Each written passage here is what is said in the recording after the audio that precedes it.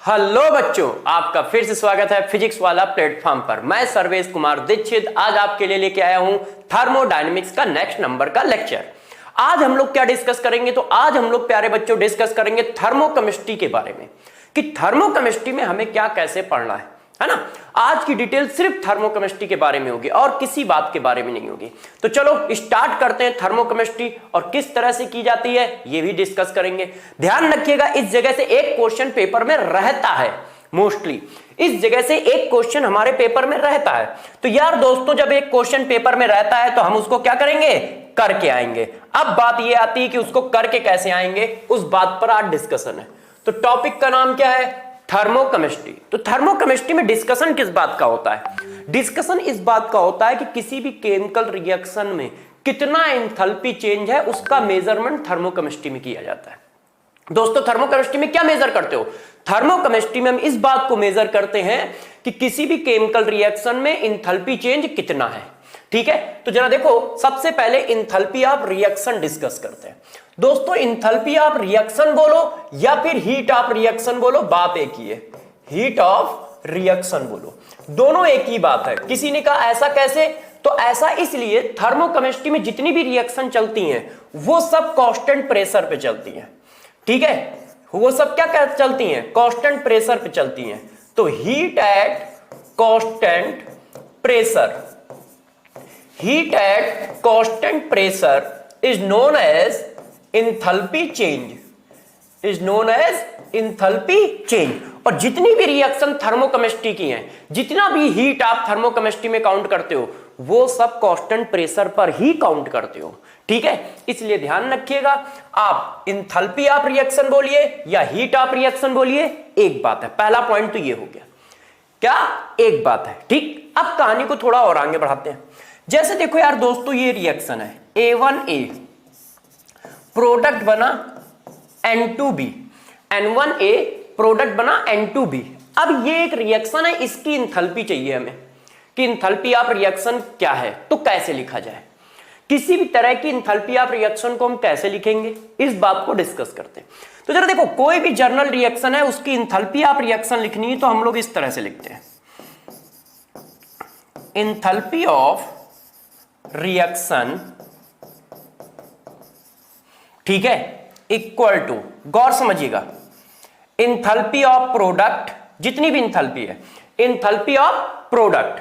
तो enthalpy of product delta H, ठीक है, enthalpy of product minus enthalpy of reactant, enthalpy of reactant. ऐसे जब आप ऐसा करते हो तो एक बात का और ध्यान रखिएगा कि समेशन के साथ कॉफिशिएंट भी चलेगा। CI, ध्यान से देखिए क्या लिख रहा हूं, CI डेल्टा HI प्रोडक्ट, ये सारा प्रोडक्ट का, minus summation CI delta HI reactant, ये सारा रिएक्टेंट का। कौन कौन क्या क्या है इस बात को जरा अच्छे से समझ लो। वेयर मेरे दोस्तों जरा ध्यान दीजिएगा, क्या है? CI प्यारे बच्चों क्या है? कॉफिशिएंट, कॉफिशिएंट है ये, coefficient of reacting of molecule, of molecules in balance reaction, in balance reaction. और डेल्टा H क्या है? उनकी मोलर एंथैल्पी। वेयर, अगले पेज पे लिखता हूं, जरा ध्यान दीजिएगा, वेयर डेल्टा HI क्या है? Molar enthalpy of reactant oblique product. जो रिएक्टेंट होंगे, प्रोडक्ट होंगे, उनकी मोलर एंथैल्पी। मोलर एंथैल्पी का मतलब बच्चों जानते हो, एक मोल की एंथैल्पी, एक मोल की एंथैल्पी। इसी वजह से कॉफिशिएंट का मल्टीप्लाई है। कॉफिशिएंट का मल्टीप्लाई क्यों है? क्योंकि कहां, यहां पर एक, बताओ कितने मोल हैं? एक मोल है, N1 मोल है, इसीलिए एक मोल की एंथैल्पी इतनी है और कॉफिशिएंट N1 मोल है तो N1 मोल की कितनी हुई, 1 मोल की इंथैल्पी इंटू N1। तो हमेशा ध्यान रखना, अच्छे से इस बात को फॉलो करोगे कि इंथैल्पी ऑफ रिएक्शन जो है ऐसे लिखी जाएगी, ठीक है। इंथैल्पी ऑफ रिएक्शन कैसे लिखी जाएगी, summation Ci delta HI product minus summation Ci delta HI reactant. पहला पॉइंट तो दिमाग में ये बैठाना है। दूसरा पॉइंट दिमाग में ये बैठाना है कि रिएक्शन हमेशा बैलेंस होनी चाहिए। क्यों, क्योंकि कोएफिशिएंट लिखा जा रहा है, तो ये ध्यान रखिए कि बैलेंस रिएक्शन पर ही हमें ये काम करना होता है। रिएक्शन बैलेंस करना है हमेशा, रिएक्शन हमेशा बैलेंस होनी चाहिए, ठीक है। बैलेंस रिएक्शन पर ही कॉन्सेप्ट अप्लाई होगा, तो रिएक्शन ऑलवेज बैलेंस हो। बैलेंस रिएक्शन पर ये कॉन्सेप्ट लगाओगे तो पहला स्टेप है रिएक्शन को बैलेंस करो, और दूसरा स्टेप दोस्तों क्या है, ये कॉन्सेप्ट लगाओ, summation Ci delta HI product minus summation Ci delta HI reactant. Ci क्या है, coefficient of molecule in balance reaction, ठीक है। और दोस्तों HI क्या है, molar enthalpy of reactant and product, जो मॉलिक्यूल है उनकी मोलर इंथैल्पी। नोट डाल के एक और बात लिख रहा हूं, इस बात को ध्यान रखना, कॉन्सेप्ट एक ही जगह पे लिख दे रहा हूं जैसे आपको ध्यान है। देखो अब गौर समझिए, यदि कोई रिएक्शन, नोट नंबर 1 का पहला पॉइंट, यदि कोई रिएक्शन कंबशन है, यदि कोई रिएक्शन कंबशन है, कंबशन हो रहा है कहीं पे, तो ये फार्मूला कुछ इस तरह से चेंज हो जाता है। इंथैल्पी ऑफ रिएक्शन या हीट ऑफ रिएक्शन, ध्यान दीजिए, इंथैल्पी ऑफ रिएक्शन, मेरे दोस्तों अच्छे से समझिएगा, enthalpy of reaction delta H equal to, देखिए समेशन, ठीक है, summation Ci delta HI reactant minus summation Ci delta HI product. ध्यान रखिएगा, यदि कंबशन रिएक्शन होगी तो यह चीज पलट जाएगी, प्रोडक्ट माइनस रिएक्टेंट ना होकर रिएक्टेंट माइनस प्रोडक्ट होगी। दूसरा कहां पे ऐसा ही होगा, दूसरा ऐसा होगा बॉन्ड इंथैल्पी के केस में, यदि इंफॉर्मेशन बॉन्ड इंथैल्पी के फॉर्म में दी है। ध्यान रखिए, यदि इंफॉर्मेशन बॉन्ड इंथैल्पी के फॉर्म में दी है तो भी यही फार्मूला लगेगा, same, delta H equal to summation Ci delta HI reactant minus summation Ci delta HI product. तो जरा गौर से देखिए कि क्या लिखा गया है, इस बात को जरा ध्यान दीजिएगा। हमेशा इंथैल्पी ऑफ रिएक्शन, हमेशा इंथैल्पी ऑफ रिएक्शन ऐसे लिखा जाएगा, कैसे, summation CiHI product minus summation CiHI reactant. हमेशा इंथैल्पी ऑफ रिएक्शन कहीं पर भी निकालोगे तो ऐसे लिखा जाएगा, ठीक है, पहला पॉइंट। दूसरा पॉइंट मैंने बताया कि यदि वो रिएक्शन कंबशन की है या बॉन्ड इंथैल्पी की है तो पलट जाएगा, तो रिएक्टेंट माइनस प्रोडक्ट होगा, इतनी बात ध्यान रखिए। तो क्या होगा, रिएक्टेंट माइनस प्रोडक्ट होगा। यदि क्या है, जो डेल्टा H है वो क्या है, जो डेल्टा H है, मतलब जो तुम डेल्टा H निकालने जा रहे हो वो कौन सी रिएक्शन है, कंबशन रिएक्शन है, और जो डेल्टा H निकालने जा रहे हो वो कौन सी रिएक्शन है, बॉन्ड इंथैल्पी वाली रिएक्शन है। तो बॉन्ड इंथैल्पी और कंबक्शन के केस में फार्मूला अपोजिट चलेगा, बाकी सब में हमेशा क्या चलेगा, प्रोडक्ट माइनस रिएक्टेंट। तो बहुत सिंपल होता है थर्मोकेमिस्ट्री, बहुत सिंपल होता है। बस मेरी 3 बातों को याद कर लो अच्छे से, मतलब दिमाग में बैठा लो कॉन्सेप्ट को, बस फिर कुछ भी करो। पहला कॉन्सेप्ट दिमाग में क्या बैठाना है, पहला कॉन्सेप्ट मेरे दोस्त दिमाग में ये बैठाना है कि इंथैल्पी ऑफ रिएक्शन का मतलब है समेशन, ठीक है, प्रोडक्ट माइनस रिएक्टेंट। कंबशन और बॉन्ड इंथैल्पी के केस में रिएक्टेंट माइनस प्रोडक्ट हो गया। दूसरा दिमाग में यह बैठाना है कि रिएक्शन हमेशा बैलेंस होनी चाहिए, कुछ भी करेंगे बैलेंस रिएक्शन पर करेंगे, कुछ भी करेंगे बैलेंस रिएक्शन पर करेंगे, कुछ भी करेंगे बैलेंस रिएक्शन पर करेंगे। इतनी बात क्लियर है? यदि इतनी बात क्लियर है तो हम आगे बढ़ सकते हैं। इतनी बात क्लियर है? अब जरा देखो थर्ड बात बताते हैं। जैसे ही ये बात बता देंगे तो काफी कुछ क्लियर हो जाएगा कॉन्सेप्ट। एक देखो बच्चे पढ़ते हैं क्या, हेसेस लॉ, इसको ही बता देते हैं कि ये क्या होता है। मेरे हिसाब से ये कोई पढ़ने की चीज ही नहीं है, ये बात बच्चों को पहले से ही पता होती है। जब तक यहां पहुंचते हो तब तक ये बात बच्चों को पहले से ही पता होती है। सारा बच्चा इस बात को जान चुका होता है कि जो इंथैल्पी होती है वो एक स्टेट फंक्शन होती है। इंथैल्पी क्या है? इंथैल्पी एक स्टेट फंक्शन है। ये बात हम लोगों ने पीछे के लेक्चरों में खूब पढ़ाई है ना प्यारे बच्चों। अब जरा गौर समझिए, यदि इंथैल्पी एक स्टेट फंक्शन है तो आप उसको मैथमेटिकली जैसे मैथ सॉल्व करते हो ना, 4 इक्वेशन लिखी हैं, एक फाइनल इक्वेशन लानी है तो उसमें कुछ मल्टीप्लाई कर दिया, कुछ डिवाइड कर दिया, फिर उनको जोड़ दिया या सब्ट्रैक्ट कर दिया, बस वैसे ही करो। जो भी स्टेट फंक्शन है और एक्सटेंसिव प्रॉपर्टी है, गौर सुनिएगा, स्टेट फंक्शन हो और एक्सटेंसिव प्रॉपर्टी हो, उनको बिल्कुल मैथ की तरह सॉल्व किया करो। चाहे वो इंथैल्पी हो, चाहे वो डेल्टा जी हो, चाहे वो डेल्टा यू हो, ठीक है, चाहे वो डेल्टा एस हो। गौर सुनिएगा, डेल्टा यू कॉन्सेप्ट बहुत बड़ा है, दिमाग में बैठा लो। Delta U, delta S, delta G, delta H, ये सब स्टेट फंक्शन भी हैं और एक्सटेंसिव भी हैं। तो इनको बिल्कुल मैथ की तरह सॉल्व कर सकते हो। मैथ की तरह सॉल्व कर सकते हो मतलब किसी ने कहा यार x plus Y plus Z की वैल्यू है 3 और 2x प्लस 2z की वैल्यू है 6, तो बताओ x की वैल्यू क्या है? तो तुम क्या करोगे?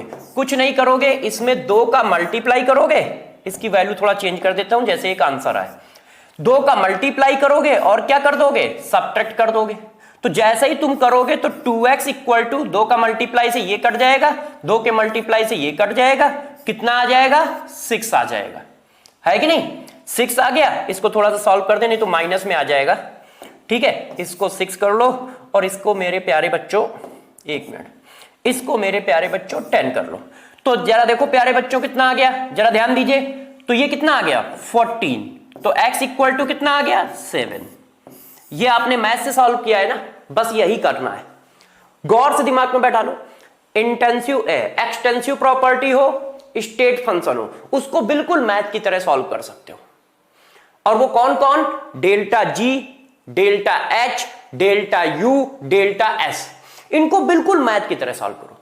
यदि 2-4 रिएक्शन की इंथैल्पी दी है और किसी रिएक्शन की इंथैल्पी पूछ रहा है तो उन 2-4 रिएक्शन को चाहे जैसे घुमाओ फिराओ, कुछ भी मल्टीप्लाई कर लो, उल्टा कर लो, जैसा मन है कर लो, उसके बाद उनको सम करो या सब्ट्रैक्ट करो, वैल्यू निकाल लो और जो वैल्यू आएगी वो आंसर होगी। क्यों? क्योंकि वो स्टेट फंक्शन है। ये मैथ के हिसाब से डील है। तो गौर से मेरी बात को दिमाग में समझो, क्या कहा गया है इस बात को समझो।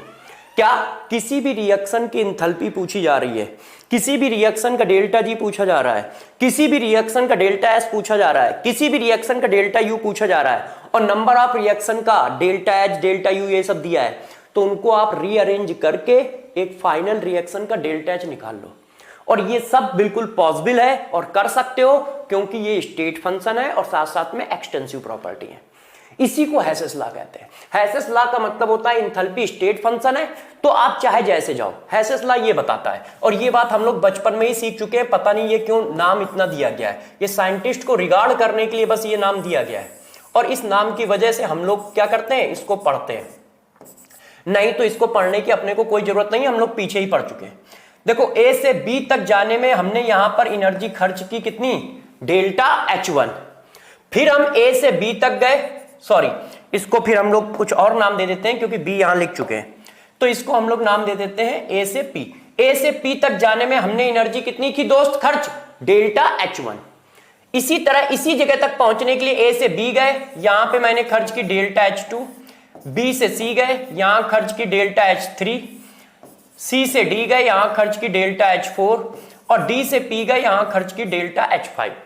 अब जरा देखो, यदि आप इस रास्ते से जाते हो तो इंथैल्पी चेंज कितना है? इतना। और यदि इस रास्ते से जाते हैं तो इंथैल्पी चेंज कितना है? इतना। मगर इनिशियल और फाइनल दोनों रास्तों का सेम है ना। इनिशियल ए से चालू हुए, गिरे कहां जाके? पी पे। चाहे इधर से जाओ चाहे इधर से जाओ, तो स्टेट फंक्शन में क्या होता है, वो पाथ पे डिपेंड ही नहीं करता। यदि इनिशियल और फाइनल सेम है तो वैल्यू क्या होगी? सेम होगी। क्यों? क्योंकि ये स्टेट फंक्शन है। यही बात इंथैल्पी में बोली जाती है, यही बात हेसेस लॉ में बोली जाती है। तो हेसेस लॉ यदि कोई बच्चा सोचेगा उसको नहीं आता है तो आता है। क्यों? क्योंकि उसने पढ़ रखा है कि इंथैल्पी एक स्टेट फंक्शन है।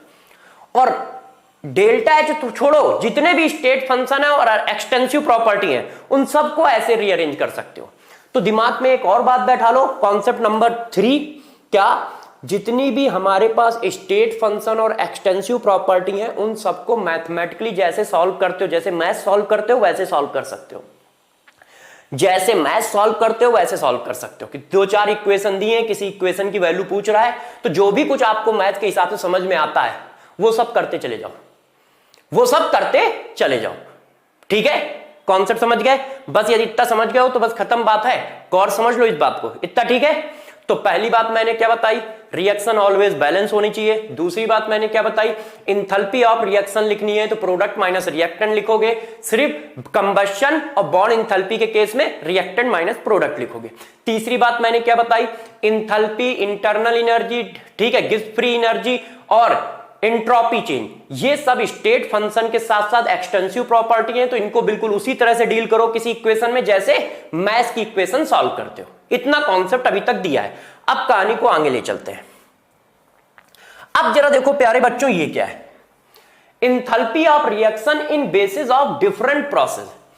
प्रोसेस के नाम के बेसिस पे इंथैल्पी ऑफ रिएक्शन को हम क्लासीफाई करते हैं।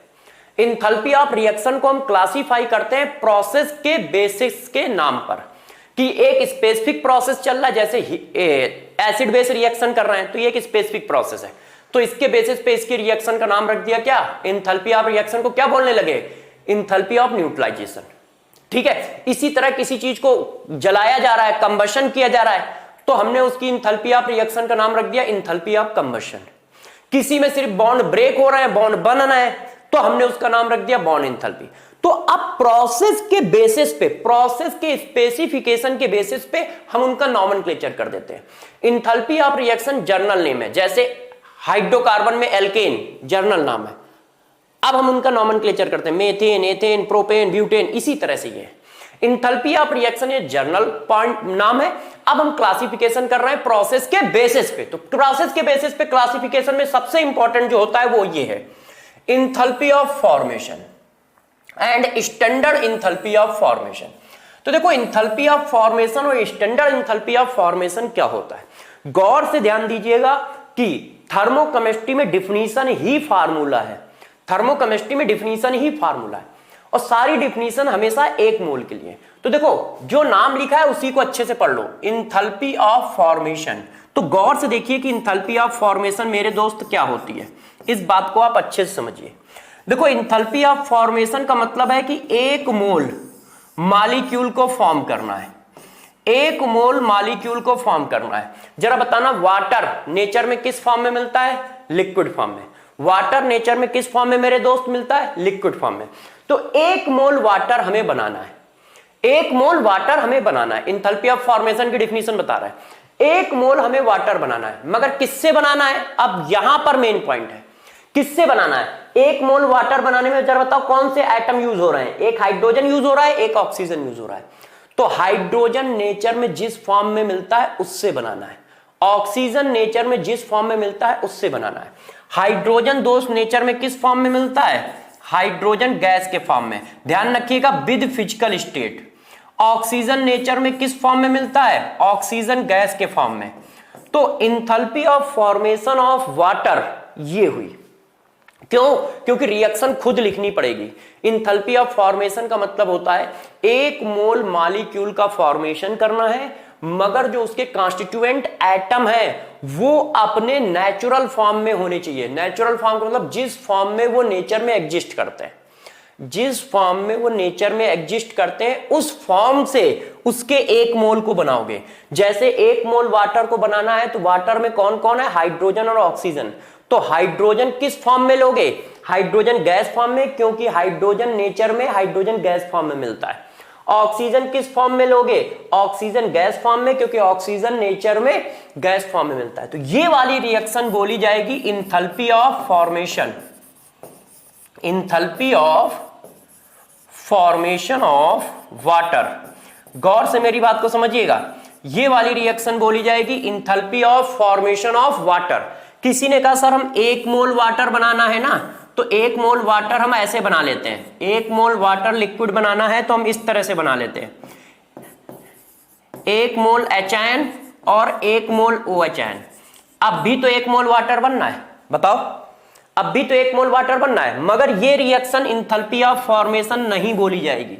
ध्यान रखिएगा, इंथैल्पी ऑफ फॉर्मेशन खुद लिखना आना चाहिए, क्योंकि क्वेश्चन में खूब जरूरत पड़ेगी अपने आप रिएक्शन लिखने की। तो अपने आप रिएक्शन लिखने के लिए आपको डिफिनीशन आनी चाहिए कि 1 मोल मॉलिक्यूल बनाना है, और उस 1 मोल को मॉलिक्यूल बनाने में जो एटम लग रहे हैं वो अपने नेचुरल फॉर्म में होने चाहिए, विद फिजिकल स्टेट। ऐसा नहीं कि हाइड्रोजन होना चाहिए, हाइड्रोजन गैस होना चाहिए। ऐसा नहीं कि ऑक्सीजन होना चाहिए, ऑक्सीजन गैस होना चाहिए। यदि किसी ने इस फॉर्म में लिख दिया तो भी गलत है। किसी ने कहा सर देखो हम 1 मोल वाटर बना रहे हैं, हमने क्या लिया, हाइड्रोजन लिक्विड ले लिया और ऑक्सीजन गैस ले लिया, और ये देखो हमारा 1 मोल वाटर आ गया। अब बताओ क्या इस रिएक्शन को ही इंथैल्पी ऑफ फॉर्मेशन रिएक्शन लिख सकते हैं? तो नहीं, इस रिएक्शन को भी इंथैल्पी ऑफ फॉर्मेशन आप नहीं बोल सकते हो प्यारे बच्चों। क्यों? क्योंकि ये लिक्विड फॉर्म में नेचर में नहीं मिलता है, गैस फॉर्म में मिलता है। तो क्या हम इस रिएक्शन को बोल सकते हैं? देखिए, हम यदि इसको ऐसे लिख लें तो क्या हम इसको बोल सकते हैं enthalpy of formation reaction, enthalpy of formation of water, इसको बोल सकते हैं? तो इसको भी नहीं बोल सकते। क्यों?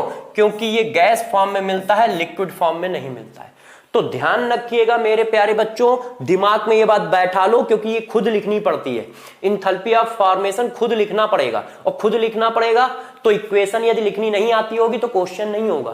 क्वेश्चन, हर क्वेश्चन का कॉन्सेप्ट एक ही है कि उनको इस तरह से जोड़ दो कि फाइनल रिएक्शन आ जाए। हर क्वेश्चन का कॉन्सेप्ट एक ही है, मगर क्वेश्चन में जो रिएक्शन लिखनी है वो लिखनी तुम्हें आनी चाहिए। यदि लिखनी नहीं आती है तो क्वेश्चन नहीं होना है। तो जरा देखो, गौर से मेरी बातों को समझो। इंथैल्पी ऑफ फॉर्मेशन का मतलब क्या है? 1 मोल मॉलिक्यूल का फॉर्म करना है, 1 मोल मॉलिक्यूल बनाना है, 1 मोल मॉलिक्यूल बनाना है, मगर किससे बनाना है? किससे बनाना है? किससे बनाना है? वो एटम नेचर में जिस फॉर्म में मिलते हैं उससे बनाना है। वो एटम नेचर में जिस फॉर्म में मिलते हैं उससे बनाना है। 1 मोल मॉलिक्यूल का फॉर्मेशन करना है, मगर किससे करना है? उस एटम के नेचुरल फॉर्म से करना है मेरे दोस्तों, उस एटम के नेचुरल फॉर्म से करना है। ये देखो, ठीक है, ध्यान रखोगे। अब आपका मन कर रहा होगा नहीं सर एक एग्जांपल और चिपकाओ। अब मैंने आपसे कहा, गौर से देखिए, रिएक्शन लिखना सिखा रहा हूं। 1 मोल मेथेन गैस बनानी है, बताओ रिएक्शन में क्या आएगा? इधर इस साइड क्या लिखोगे? 1 मोल मेथेन गैस का फॉर्मेशन करना है, enthalpy of formation of methane की इक्वेशन लिखनी। तो कैसे लिखोगे? इसमें कौन कौन एटम है? कार्बन है, और कौन है? हाइड्रोजन है। हाइड्रोजन नेचर में किस फॉर्म में मिलता है? गैस के फॉर्म में। तो ऐसे लिखोगे। अब कार्बन नेचर में किस फॉर्म में मिलता है? सॉलिड फॉर्म में। तो आप क्या लिखोगे? Carbon solid. अब ये देखो रिएक्शन लिख गई। ये क्या है? Enthalpy of formation of methane है। अब किसी ने कहा कि यार दोस्तों, अब किसी ने कहा दोस्तों enthalpy of formation of ethyl alcohol लिख के दिखाओ, enthalpy of formation of ethyl alcohol की इक्वेशन लिख के दिखाओ। तो कार्बन नेचर में किस फॉर्म में मिलता है? सॉलिड। सॉलिड में भी हम कौन सा फॉर्म यूज करते हैं उसका? Graphite form. हाइड्रोजन नेचर में किस फॉर्म में मिलता है? गैस। ऑक्सीजन नेचर में किस फॉर्म में मिलता है? गैस। ये enthalpy of formation of methyl alcohol हुई, ये enthalpy of formation of methyl alcohol हुई। तो पहला क्वेश्चन तो यही गिरता है, इनमें से कौन सी reaction enthalpy of formation of methyl alcohol है? तो तुम्हें ध्यान देना पड़ेगा, मिथाइल अल्कोहल पहली बार लिक्विड फॉर्म में होगा, क्योंकि वो भी नेचर में लिक्विड फॉर्म में मिलता है। और दूसरी बात, उसके जो कॉन्स्टिट्यूएंट्स एलिमेंट होंगे वो अपने नेचुरल फॉर्म में होंगे। कार्बन सॉलिड, सॉलिड में से ग्रेफाइट। कार्बन के कई एलोट्रोपिक फॉर्म होते हैं, मगर हम ग्रेफाइट को बेस बनाते हैं, तो ग्रेफाइट होगा। कार्बन सॉलिड, सॉलिड का कौन सा form? Graphite form. Hydrogen gas, oxygen gas, इस तरह से। तो इंथैल्पी ऑफ फॉर्मेशन लिखना सीख गए हो पहले तो ये बात समझो। क्या इंथैल्पी ऑफ फॉर्मेशन लिखना सीख गए मेरे प्यारे बच्चे? क्या इंथैल्पी ऑफ फॉर्मेशन लिखना सीख गए मेरे प्यारे बच्चे? कि किसी भी मॉलिक्यूल की इंथैल्पी ऑफ फॉर्मेशन कैसे लिखी जाएगी। अब इसमें जो एनर्जी निकल रही होगी या रिलीज हो रही होगी उसको हम इस तरह से रिप्रेजेंट कर देंगे, डेल्टा एच एफ। मतलब क्या हुआ? Enthalpy of formation of methane, enthalpy of formation of methane. ये क्या हो गई? Enthalpy of formation of methane, enthalpy of, sorry methane नहीं, methyl alcohol. Enthalpy of formation of methyl alcohol, क्योंकि मिथाइल अल्कोहल की। तो फॉर्मेशन होता है तो सिंबल के फॉर्म में क्या लगाते हैं? एफ लगा देते हैं। इतनी बात समझ गए। इंथैल्पी ऑफ फॉर्मेशन क्या है? एक मॉलिक्यूल को फॉर्म करना है उसके नेचुरल स्टेट ऑफ एलिमेंट से, वो एलिमेंट अपने नेचुरल फॉर्म में होने चाहिए। ठीक है, अब जरा गौर से समझो, यदि उसी चीज को change in enthalpy 1 mole of a substance is in standard state, standard state का मतलब होता है क्या कि प्रेशर 1 एटमॉस्फेयर हो मेरे दोस्त, और टेम्परेचर कितना हो 25 डिग्री सेंटीग्रेड हो या 298.15 केल्विन हो, उस समय यदि मॉलिक्यूल को फॉर्म करते हो, 1 मोल मॉलिक्यूल का फॉर्म स्टैंडर्ड स्टेट में करते हो तो वो स्टैंडर्ड इंथैल्पी ऑफ फॉर्मेशन हो जाती है। वो क्या हो जाती है? Standard enthalpy of formation. और जब भी कहीं स्टैंडर्ड लग जाए तो बस वो नॉट लग जाता है, ऐसे। इंथैल्पी ऑफ फॉर्मेशन ये है ऐसे, और स्टैंडर्ड इंथैल्पी ऑफ फॉर्मेशन में क्या होगा? नॉट लग जाएगा। और सारी स्टैंडर्ड इंथैल्पी ऑफ फॉर्मेशन बस डिफरेंस क्या होगा? उस जगह का प्रेशर भी फिक्स कर दिया जाएगा 1, और उस जगह का टेम्परेचर भी फिक्स कर दिया जाएगा 298 केल्विन या 25 degree centigrade. 25 degree centigrade 1 atmospheric pressure पे जो हीट मेजर कर लोगे वो स्टैंडर्ड है। ठीक है, बाकी किसी जगह पे मेजर कर रहे हो वो सब नॉर्मल है। तो 1 मोल मॉलिक्यूल का फॉर्मेशन करना है उसके नेचुरल स्टेट से, तो enthalpy of formation. 1 mole molecule का फॉर्मेशन करना है उसके नेचुरल स्टेट से at pressure equal to 1, temperature equal to 25 degree centigrade, तो वो स्टैंडर्ड इंथैल्पी ऑफ फॉर्मेशन हो जाएगी। ठीक है, अब कहानी को थोड़ा सा और आगे ले चलते हैं। शायद मेरे दोस्त इतनी बात तो समझ ही गए होंगे। क्यों दोस्तों? इतनी बात समझ गए ना कि इंथैल्पी ऑफ फॉर्मेशन रिएक्शन लिखी कैसे जाती है। ध्यान रखिएगा, उसकी बहुत जरूरत पड़ने वाली है अपने को। इंथैल्पी ऑफ फॉर्मेशन रिएक्शन कैसे लिखी जाती है इसकी, अब गौर से समझो। नेक्स्ट पॉइंट, ठीक है, enthalpy of reaction, enthalpy of reaction in term of enthalpy of formation, enthalpy of formation. अब देखो यार दोस्त, इंथैल्पी ऑफ रिएक्शन लिखनी है in term of enthalpy of formation. मतलब जैसे हमारे पास ये रिएक्शन है A1A A2B, अब इसकी इंथैल्पी ऑफ रिएक्शन चाहिए अपने को, और इनकी क्या दी है? A की फॉर्मेशन एनर्जी दी है। A की फॉर्मेशन ये है और B की फॉर्मेशन एनर्जी ये है। तो कैसे लिखोगे? तो मैंने पीछे लिखना सिखाया है, किसी की भी इंथैल्पी लिखनी है तो क्या लिखोगे? CI enthalpy of formation of product minus summation CI enthalpy of formation of reactant. ऐसे ही तो लिखना सिखाया है अभी, है? तो बस ऐसे ही लिख दोगे। तो यदि मैं इस इक्वेशन की लिखना बताऊं तो कैसे लिखोगे? गौर से देखो, N2 into enthalpy of formation of किसका? B, enthalpy of formation of B। ठीक है, B किधर लिख दूं? इधर लिख देता हूं ऐसे। इसी तरह minus N1 into enthalpy of formation of A, ऐसे लिखी जाएगी डेल्टा H। अभी हम लोग क्वेश्चन भी करेंगे कैसे लिखी जाएगी, इस बात को बताता हूं। ठीक है, ऐसे लिखी जाएगी। अब एक खास बात जो मैंने पॉइंट यहां पर लिख रखा है, समझाया नहीं है, अब समझाता हूं। Note the standard enthalpy of formation of a pure element in its reference form, it's standard enthalpy of formation is 0। इसका मतलब क्या है? इसका मतलब है कि जो जिस नेचुरल फॉर्म में मिलता है, जो एलिमेंट जिस नेचुरल फॉर्म में मिलता है उसकी इंथैल्पी ऑफ फॉर्मेशन 0 सपोज की जाती है। जो एलिमेंट नेचर में जिस फॉर्म में मिलता है उस फॉर्म में उसकी इंथैल्पी ऑफ फॉर्मेशन को 0 सपोज किया जाता है। मतलब आप ये कह रहे हो कि जैसे हाइड्रोजन नेचर के किस फॉर्म में रहता है? हाइड्रोजन नेचर में किस फॉर्म में मिलता है? गैस फॉर्म में। तो इसकी इंथैल्पी ऑफ फॉर्मेशन यदि कहीं अपने को डालने की जरूरत पड़ जाए तो 0 डाल देना। ये सपोज किया गया है। सपोज किया गया है जो एलिमेंट नेचर में जिस फॉर्म में मिलता है उस फॉर्म की इंथैल्पी ऑफ फॉर्मेशन 0 लेनी है। क्या सपोज किया गया है? नेचुरल फॉर्म की इंथैल्पी ऑफ फॉर्मेशन 0 लेनी है। जो एलिमेंट जिस नेचुरल फॉर्म में एग्जिस्ट करता है उस नेचुरल फॉर्म की इंथैल्पी ऑफ फॉर्मेशन जीरो लेनी है। जैसे कोई हाइड्रोजन की इंथैल्पी ऑफ फॉर्मेशन पूछे तो जीरो लिख दो, हाइड्रोजन गैस की। यदि वो कह रहा है हाइड्रोजन लिक्विड की इंथैल्पी ऑफ फॉर्मेशन बताओ, तो बेटा कुछ होगी, वो जीरो नहीं होगी, वो हमें कहीं ना कहीं से निकालनी पड़ेगी। मगर नेचुरल फॉर्म ये है तो इसकी जीरो लोगे। जैसे ऑक्सीजन की कहीं लिखने को आ जाए तो अपने आप ऑक्सीजन की तुम जीरो लिख दो, क्यों, वो इसका नेचुरल फॉर्म है। मगर किसी ने ऑक्सीजन लिक्विड की बोल दी तो तुम जीरो नहीं लिखोगे, उसकी वैल्यू निकाल के लाओगे। कितनी निकालनी है ये अपना क्वेश्चन बताएगा। जैसे सोडियम किस फॉर्म में मिलता है, सोडियम सॉलिड फॉर्म में मिलता है, तो इसकी इंथैल्पी ऑफ फॉर्मेशन कितनी लिखोगे, zero. Standard enthalpy of formation zero होती है, ये देखो, ठीक है। इसी तरह हम पूछे Zn सॉलिड की इंथैल्पी ऑफ फॉर्मेशन कितनी लिखोगे, जीरो। क्यों, क्योंकि नेचर में ये सॉलिड के फॉर्म में मिलता है। मगर किसी ने यदि हमसे कह दिया कि Zn इक्वस की बताओ, तो Zn इक्वस की हम जीरो नहीं लिखेंगे। क्यों नहीं लिखेंगे, क्योंकि यार ये नेचर में इक्वस फॉर्म में थोड़ी मिलता है, पता नहीं किस फॉर्म में मिलता है, ठीक है। इसी तरह से गौर से समझिए, कार्बन, कार्बन के कई एलोट्रोपिक फॉर्म होते हैं। कार्बन का एक फॉर्म है डायमंड, एक फॉर्म है क्या मेरे दोस्त,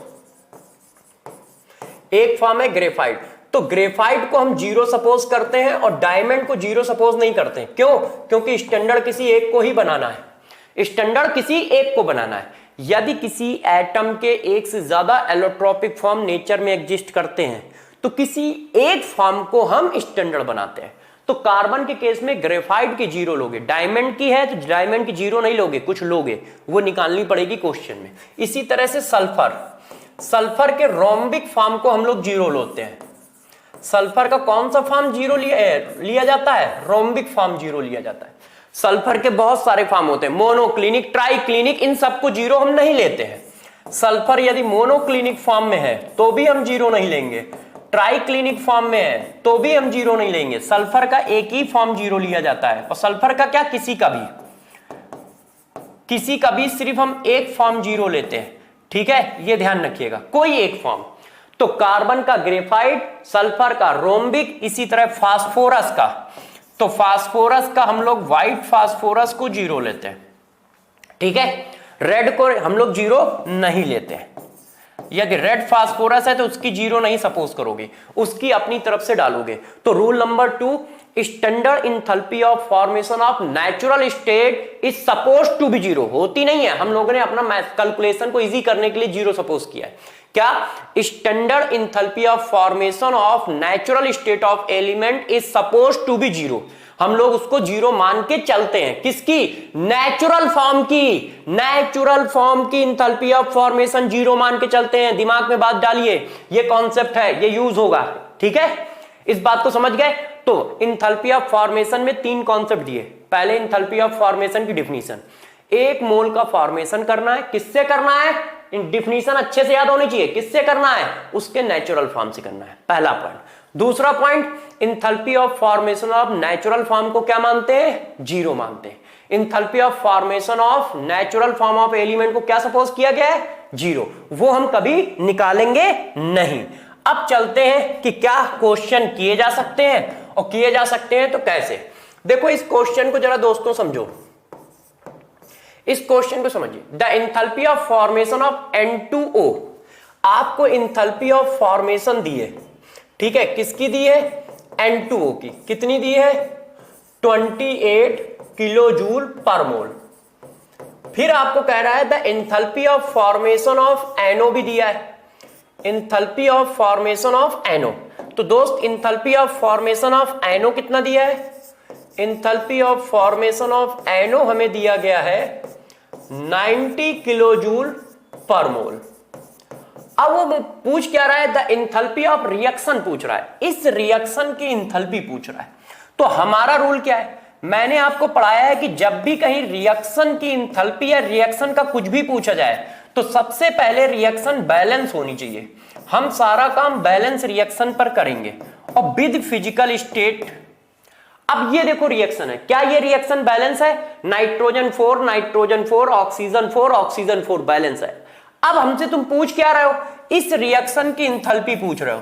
तो किसी भी रिएक्शन की इंथैल्पी कैसे लिखी जाती है मेरे दोस्त, किसी भी रिएक्शन की इंथैल्पी कैसे लिखी जाती है मेरे दोस्त, summation of C I delta H F, है ना, product minus summation of C I delta H reactant. ऐसे ही तो बताया है, दो को छोड़कर। अब वो दो कौन है, कंबशन एंड बॉन्ड इंथैल्पी। तो वैल्यू चिपका दो। तो मैंने लिखा डेल्टा एच। अब डेल्टा एच देखो ये प्रोडक्ट है तो कितने मोल है, सी आई कितना है 4, और enthalpy of formation of NO, enthalpy of formation of NO कितनी है 90। अब माइनस, अब ये देखो माइनस लगा रहा हूं, माइनस सी आई, यहां पे दो रिएक्टेंट है, सी आई oxygen 1, enthalpy of formation of oxygen कितनी है, नहीं दी है। Enthalpy of formation of oxygen देखो दोस्तों नहीं दी गई है। फिर -2 enthalpy of formation of N2O दिया गया है।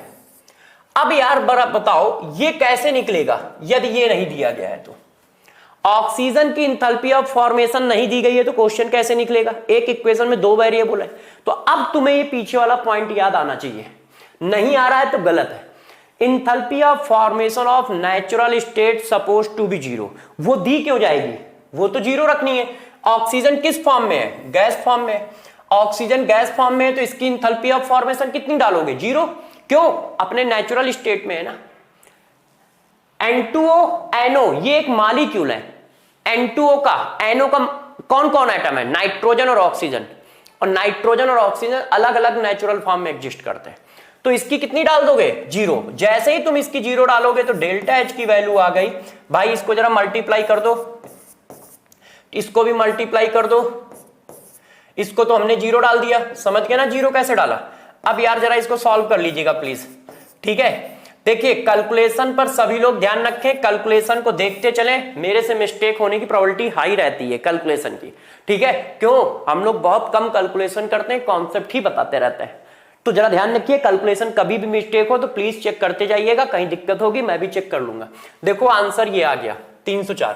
इसको देखो मैंने कलर कर रखा है। कभी कभी बच्चे कहते हैं कि सर आंसर आप बता दिया करो, जो क्वेश्चन की कैलकुलेशन छोड़ देते हो। तो मुझे नहीं पता था कि इसकी कैलकुलेशन इजी है, मैं जल्दी से कर दूंगा, ठीक है।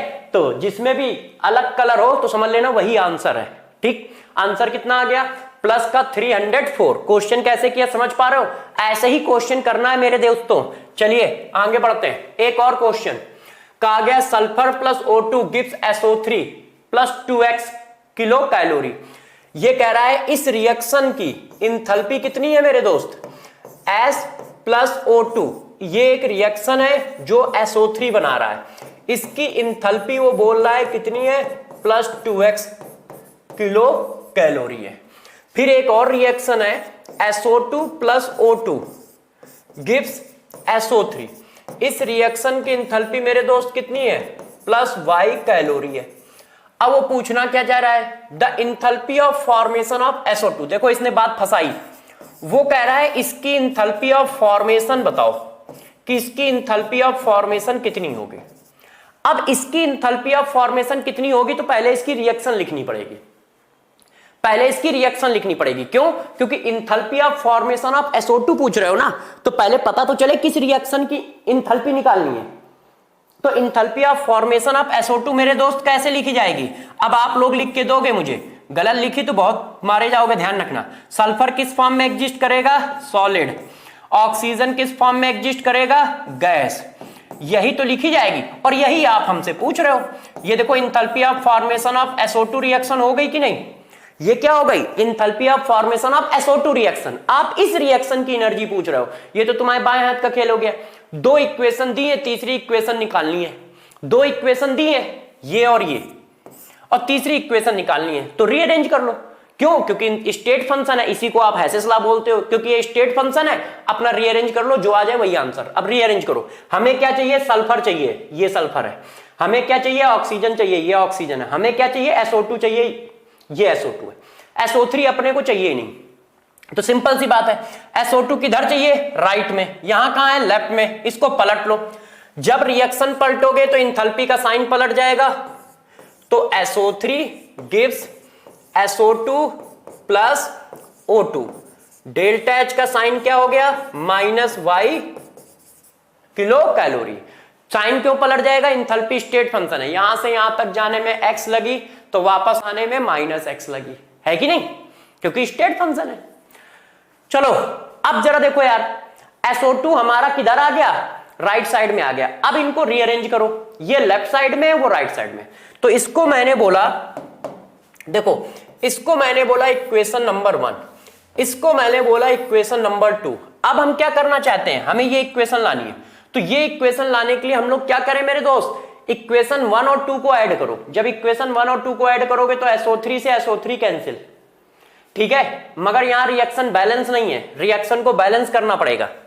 तो चलो पहले रिएक्शन को बैलेंस कर लेते हैं। इसको बैलेंस करने के लिए यहां पे क्या किया, 3/2। इसको बैलेंस करने के लिए यहां पे क्या किया, हाफ। तो यहां हाफ होगा तो यहां पर भी हाफ हो जाएगा। अब आप ऐड करो, तो मैंने ऐड किया 1 + 2, 1 + 2 को ऐड किया। अब डायरेक्ट ऐड कर रहा हूं, सल्फर लेफ्ट वालों को पहले ऐड कर लो, सल्फर प्लस ये 3/2 है, ठीक है। चलो मैं एक बार पूरा करके दे देता हूं, 3/2 ऑक्सीजन प्लस लेफ्ट वाले सारे ऐड कर लो, SO3 पहली बार है इसलिए पूरा कर देता हूं। अब राइट वाले सारे ऐड कर लो, SO3 SO2 हाफ ऑक्सीजन। जैसे रिएक्शन ऐड हुई है वैसे ही इंथैल्पी ऐड होगी। तो इंथैल्पी क्या है, 2x, इसकी 2x वैल्यू है ना, ऐड करने पर ये क्या हुआ, -y, क्योंकि साइन माइनस है। ये देखो ऐसा आ गया।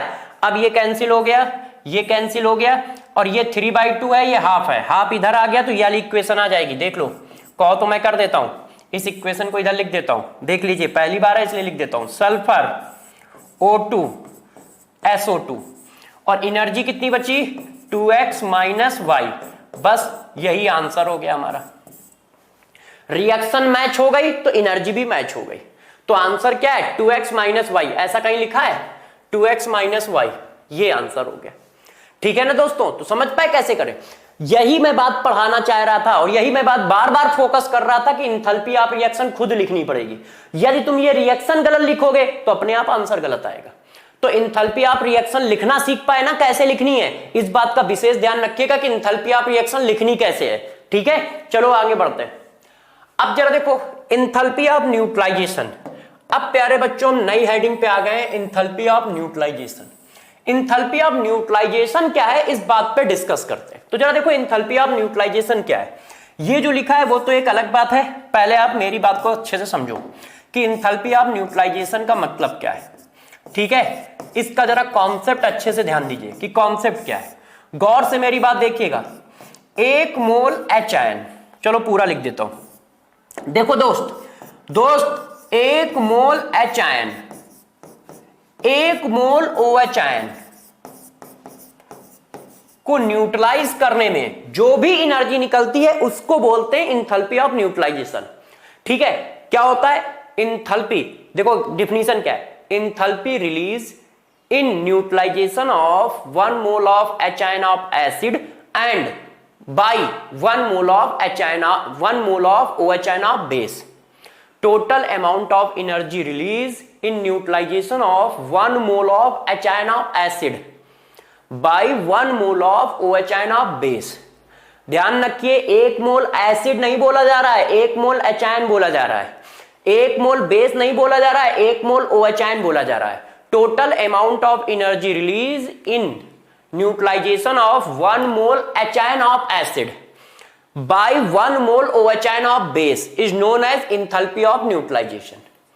ठीक है, अब इसी को कोई यदि ये लिख दे तो भी बात सही है। क्या, total amount of energy release in neutralisation of 1 gram equivalent of acid by 1 gram equivalent of base. मगर मैं उसके फॉर्म में डिफिनीशन नहीं बताता हूं, क्यों, क्योंकि मोल निकालना आसान है, सारा क्वेश्चन मोल के फॉर्म में दिया जाता है। तो जिस फॉर्म में सारी इंफॉर्मेशन दी जाती है उसी फॉर्म में डिफिनीशन पढ़ाओ ना यार, बच्चा आराम से निकाल लेगा। पता चला डिफिनीशन जो बुक में लिखी है वही छाप दी, और वो डिफिनीशन से क्वेश्चन करने में टेंशन होती है। तो जरा देखो आपको क्या करना है, इंथैल्पी ऑफ न्यूट्रलाइजेशन का मतलब क्या है। इंथैल्पी ऑफ न्यूट्रलाइजेशन का मतलब है 1 मोल HIN ऑफ एसिड को न्यूट्रलाइज कराना है 1 मोल OHIN ऑफ बेस से। और इसको न्यूट्रलाइज कराने में क्या बनेगा, वाटर बनेगा, और इसमें जो भी एनर्जी निकलेगी, जो भी इंथैल्पी निकलेगी, उसी को बोला जाता है इंथैल्पी ऑफ न्यूट्रलाइजेशन। जो भी अमाउंट ऑफ एनर्जी रिलीज होती है मेरे दोस्त, उसी को क्या बोलते हैं, इंथैल्पी ऑफ न्यूट्रलाइजेशन बोलते हैं, इंथैल्पी ऑफ न्यूट्रलाइजेशन। पहला पॉइंट दिमाग में बैठा ला, दिमाग में पहली बात बैठा लो, 1 मोल HN और 1 मोल OH की रिएक्शन करानी है इंथैल्पी ऑफ न्यूट्रलाइजेशन में।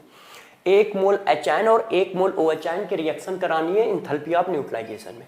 अब वो लिखी ऐसे होती है, the change in enthalpy that occurs 1 मोल, देखो यही बताया ना, 1 equivalent of acid, 1 equivalent of base undergo a neutralization reaction to form water and a salt. It is a specific case of enthalpy of, ये तो मैं भी समझा दूंगा। तो देखो यहां पर भी लिखा है 1 ग्राम इक्विवेलेंट एसिड। आप ग्राम इक्विवेलेंट के फॉर्म में डेफिनेशन याद रखो, ये बुकों का काम है, हमारा काम है क्वेश्चन आसानी से बनाना। आसानी से बनाने के लिए आप ये याद रखोगे, 1 मोल HN of acid plus 1 mole OH of base reaction करने से जो एनर्जी निकलती है उसी को क्या कहते हैं, इंथैल्पी ऑफ न्यूट्रलाइजेशन कहते हैं। उसी को क्या कहते हैं, इंथैल्पी ऑफ न्यूट्रलाइजेशन कहते हैं। तो इंथैल्पी ऑफ न्यूट्रलाइजेशन जो होता है वो एक एक्सोथर्मिक प्रोसेस है। वो कैसा है, एक एक्सोथर्मिक प्रोसेस है। इंथैल्पी ऑफ न्यूट्रलाइजेशन एक एक्सोथर्मिक प्रोसेस है। ठीक है, पहला पॉइंट तो ये हुआ कि हमेशा एनर्जी निकलेगी। अब दूसरे पॉइंट पे चलते हैं। 1 मोल HN 1 मोल OH की रिएक्शन को इंथैल्पी ऑफ न्यूट्रलाइजेशन कहते हैं। 1 मोल HN और 1 मोल OH की रिएक्शन को इंथैल्पी ऑफ न्यूट्रलाइजेशन कहते हैं। कहानी को और आगे बढ़ाते हैं, डरिएगा नहीं।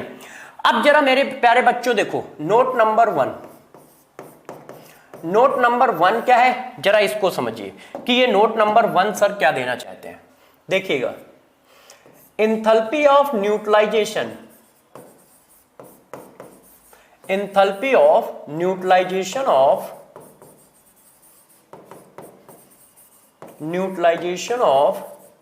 strong acid and strong base is constant and equal to 13.7 kilo calorie पर मोल। ये देखो माइनस की, माइनस मतलब निकलेगी। इंथैल्पी ऑफ न्यूट्रलाइजेशन जो होती है वो स्ट्रॉन्ग एसिड स्ट्रॉन्ग बेस की फिक्स होती है। कितनी, 13.7 किलो कैलोरी। मतलब यदि कोई हमारा स्ट्रॉन्ग एसिड है और स्ट्रॉन्ग बेस से रिएक्शन कर रहा है तो वो जो एनर्जी रिलीज करेगा वो इतनी करेगा, 13.7 किलो कैलोरी। अब इसी को यदि जूल में लिखना हो तो 13.7 इंटू 4.18 कर देना, तो यार वो किलो जूल हो जाएगी। ठीक है, अब आई थिंक मेरे हिसाब से ये 57.3 के आसपास या कुछ ऐसे ही आती है। ठीक है, कैलकुलेट कर लीजिएगा। ये देखो, तो इतनी वैल्यू आई। तो गौर से मेरी बात को सुनो, स्ट्रॉन्ग एसिड स्ट्रॉन्ग बेस की न्यूट्रलाइजेशन फिक्स होती है।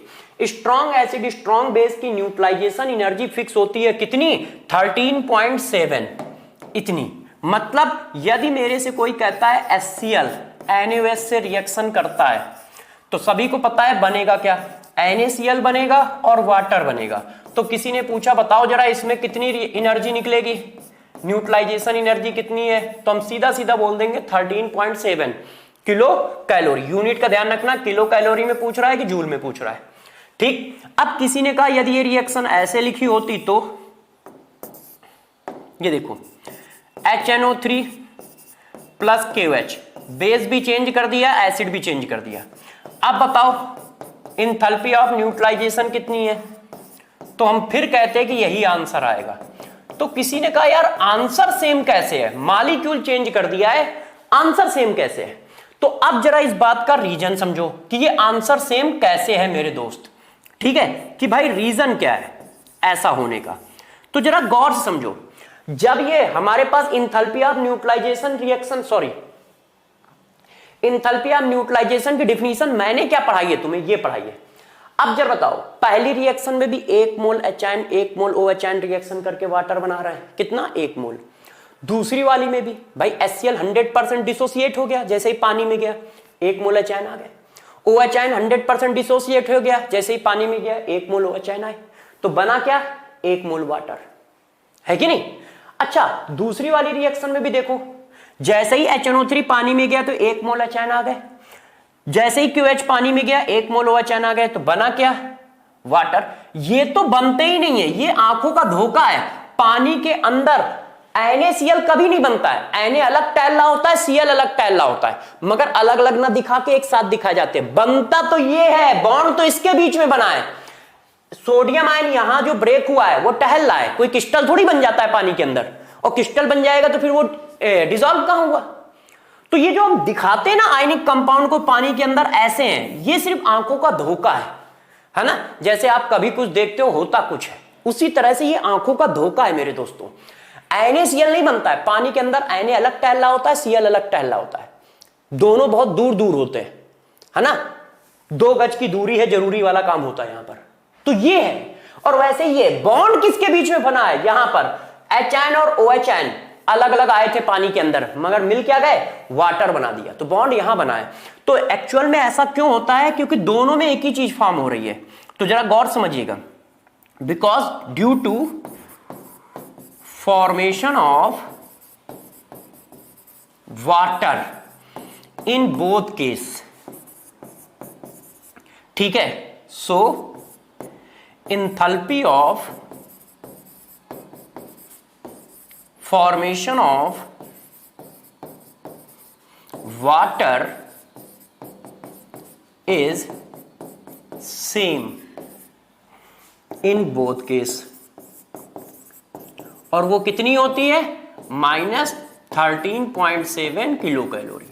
इसका मतलब ये जो एनर्जी है ये वाटर के 1 मोल के फॉर्मेशन की एनर्जी है, मगर heat of formation of water नहीं है। ध्यान रखना, क्यों? Heat of formation of water में HN और OHN नहीं लिए जाते हैं। तो ये 1 मोल वाटर के फॉर्मेशन की एनर्जी है बाई HN और OHN। इसको heat of formation of water कोई बच्चा ना कह दे, नहीं तो भाई हमें गुस्सा आ जाएगा। ध्यान रखिए, तो ये क्या है? ये है -13.7। क्या होती है? ये होती है 1 मोल 1 मोल वाटर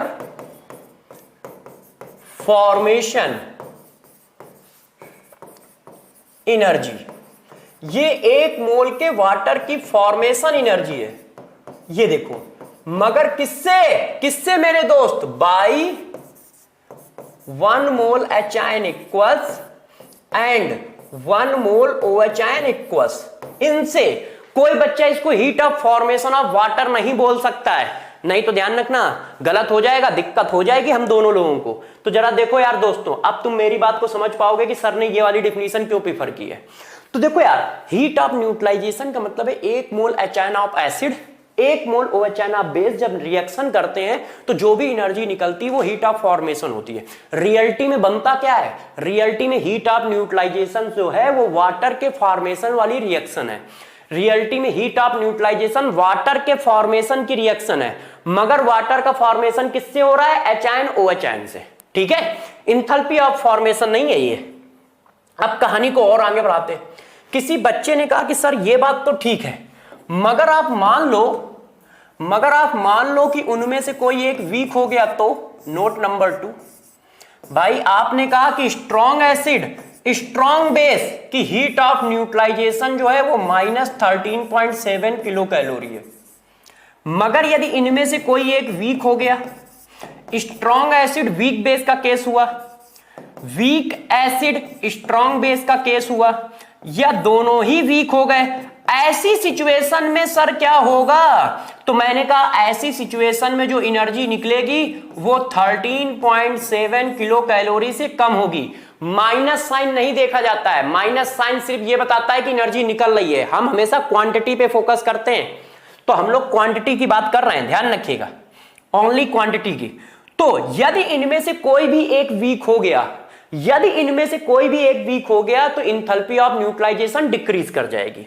तो इनमें जो होगा, इनकी जो इंथैल्पी ऑफ न्यूट्रलाइजेशन है वो बेटा हमेशा 13.7 किलो कैलोरी से क्या होगी? कम होगी। किसी ने कहा क्यों क्यों क्यों क्यों? Enthalpy of neutralisation strong acid weak base weak acid strong base weak acid weak base की इंथैल्पी ऑफ न्यूट्रलाइजेशन 13.7 से कम होगी। ऐसा क्यों? तो जरा देखो रीजन। गौर से इस रीजन को समझ लेते हैं कि भाई ये ऐसा है क्यों। तो देखो मेरे दोस्त, ऐसा रीजन क्यों है, ऐसा क्यों बोला जाता है कि ऐसा होगा, तो जरा ध्यान से देखिएगा। जो वीक होगा, जैसे सपोज करो एसिटिक एसिड है। अब यार एसिटिक एसिड है और इसकी रिएक्शन आपने NaOH से कराई मेरे दोस्त, तो क्या बना, सोडियम एसीटेट, और क्या बना, वाटर। अब जरा मेरी बात बताना, ये तो 100% आयनाइज होता है और ये पानी में जो होता है 3% के आसपास आयनाइज होता है।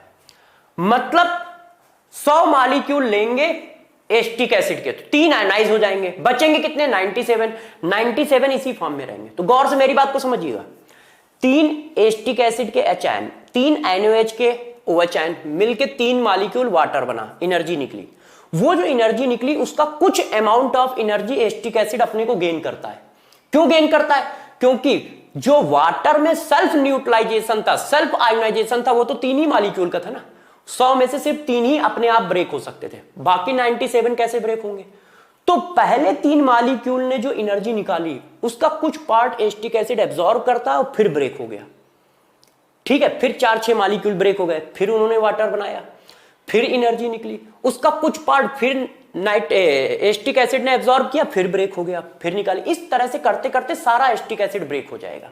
मगर कुछ एनर्जी एसिटिक एसिड के आयोनाइजेशन में चली गई ना, तो वैल्यू क्या होगी, कम हो जाएगी। तो इसको लिखते कैसे हैं, इसको इस तरह से लिखते हैं, क्या, some amount of energy, some amount of energy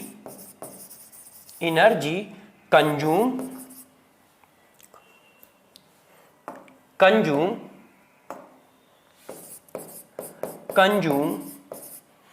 to ionization of weak acid और weak base। तो कुछ अमाउंट ऑफ एनर्जी जो होती है वो आयोनाइजेशन में चली जाती है, किसके, वीक एसिड वीक बेस के, ठीक है। तो कुछ अमाउंट ऑफ एनर्जी किसके, आयोनाइजेशन में चली जाती है वीक एसिड वीक बेस के, इसीलिए वैल्यू कम हो जाती है। तो किसी ने कहा कि वैल्यू कितनी कम हो जाती है, कैसे पता चलेगा, तो आप गौर से समझिएगा। एक और हेडिंग इसी जगह पे पढ़ा रहा हूं, सभी लोग ध्यान दें। वो क्या होती है, enthalpy of ionisation of acid, enthalpy of ionisation of weak acid या वीक बेस, वीक एसिड या वीक बेस। अब जरा मेरी बातों को गौर से ध्यान दीजिएगा। Enthalpy of ionisation of weak acid और वीक बेस क्या होगा, तो यार डिफिनीशन एक ही है, हर एक की डिफिनीशन में एक ही बात ध्यान रखनी है, क्या, 1 मोल का काम करना है। डिफिनीशन किसी भी की चले, 1 मोल का काम करना है। तो क्या करोगे, टोटल अमाउंट ऑफ एनर्जी, हमेशा ध्यान रखो डिफिनीशन 1 मोल की होती है, energy required to ionisation of 1 mole of weak acid और वीक बेस, वीक एसिड और weak base. 1 mole weak acid या वीक बेस को एक मोल वीक एसिड या वीक बेस को आयोनाइज कराने में जो एनर्जी लगती है उसी को इंथैल्पी ऑफ आयोनाइजेशन कहते हैं, है ना। पढ़ाते पढ़ाते यार मुंह सूख जाता है तो चिपकने लगते हैं होंठ, पानी पीने का भी टाइम नहीं मिलता है। चलो प्यारे बच्चों, ये देखो, एसिटिक एसिड को आयोनाइज कराया 1 मोल को, 1 मोल को आयोनाइज कराने में जो भी एनर्जी लगेगी उसी को क्या कहेंगे, इंथैल्पी ऑफ आयोनाइजेशन कहेंगे। उसको मेरे दोस्त क्या कहेंगे, इंथैल्पी ऑफ आयोनाइजेशन कहेंगे, 1 मोल को आयोनाइज कराने में। अब गौर से समझो इसकी वैल्यू कैसे निकाली जाएगी। तो अब आपके लिए एक फार्मूला चिपका रहा हूं, ध्यान देखो। इंथैल्पी ऑफ आयोनाइजेशन जो होती है वो हमेशा ये होती है 13.7 minus enthalpy of neutralisation without sign, लिख देता हूं विदाउट साइन, साइन के साथ नहीं लिखना है तो ये, अब विद साइन लिखना है तो ये यदि किसी को साइन के साथ लिखना है तो फार्मूला ये होगा, ध्यान रखिएगा, विद साइन। अब यहां पर एक बात सभी बच्चे जरूर ध्यान रखें, ये वैल्यू किसमें, किलो कैलोरी में, तो ये वैल्यू भी किलो कैलोरी में होनी चाहिए। ऐसा ना हो कि एक वैल्यू जूल में रखो, एक वैल्यू किलो कैलोरी में रखो, क्योंकि enthalpy of ionization always positive value होगी। Enthalpy of ionization always positive value होगी, ठीक है। क्यों? क्योंकि यार आयोनाइज कराने में हमें एनर्जी हमेशा देनी पड़ेगी।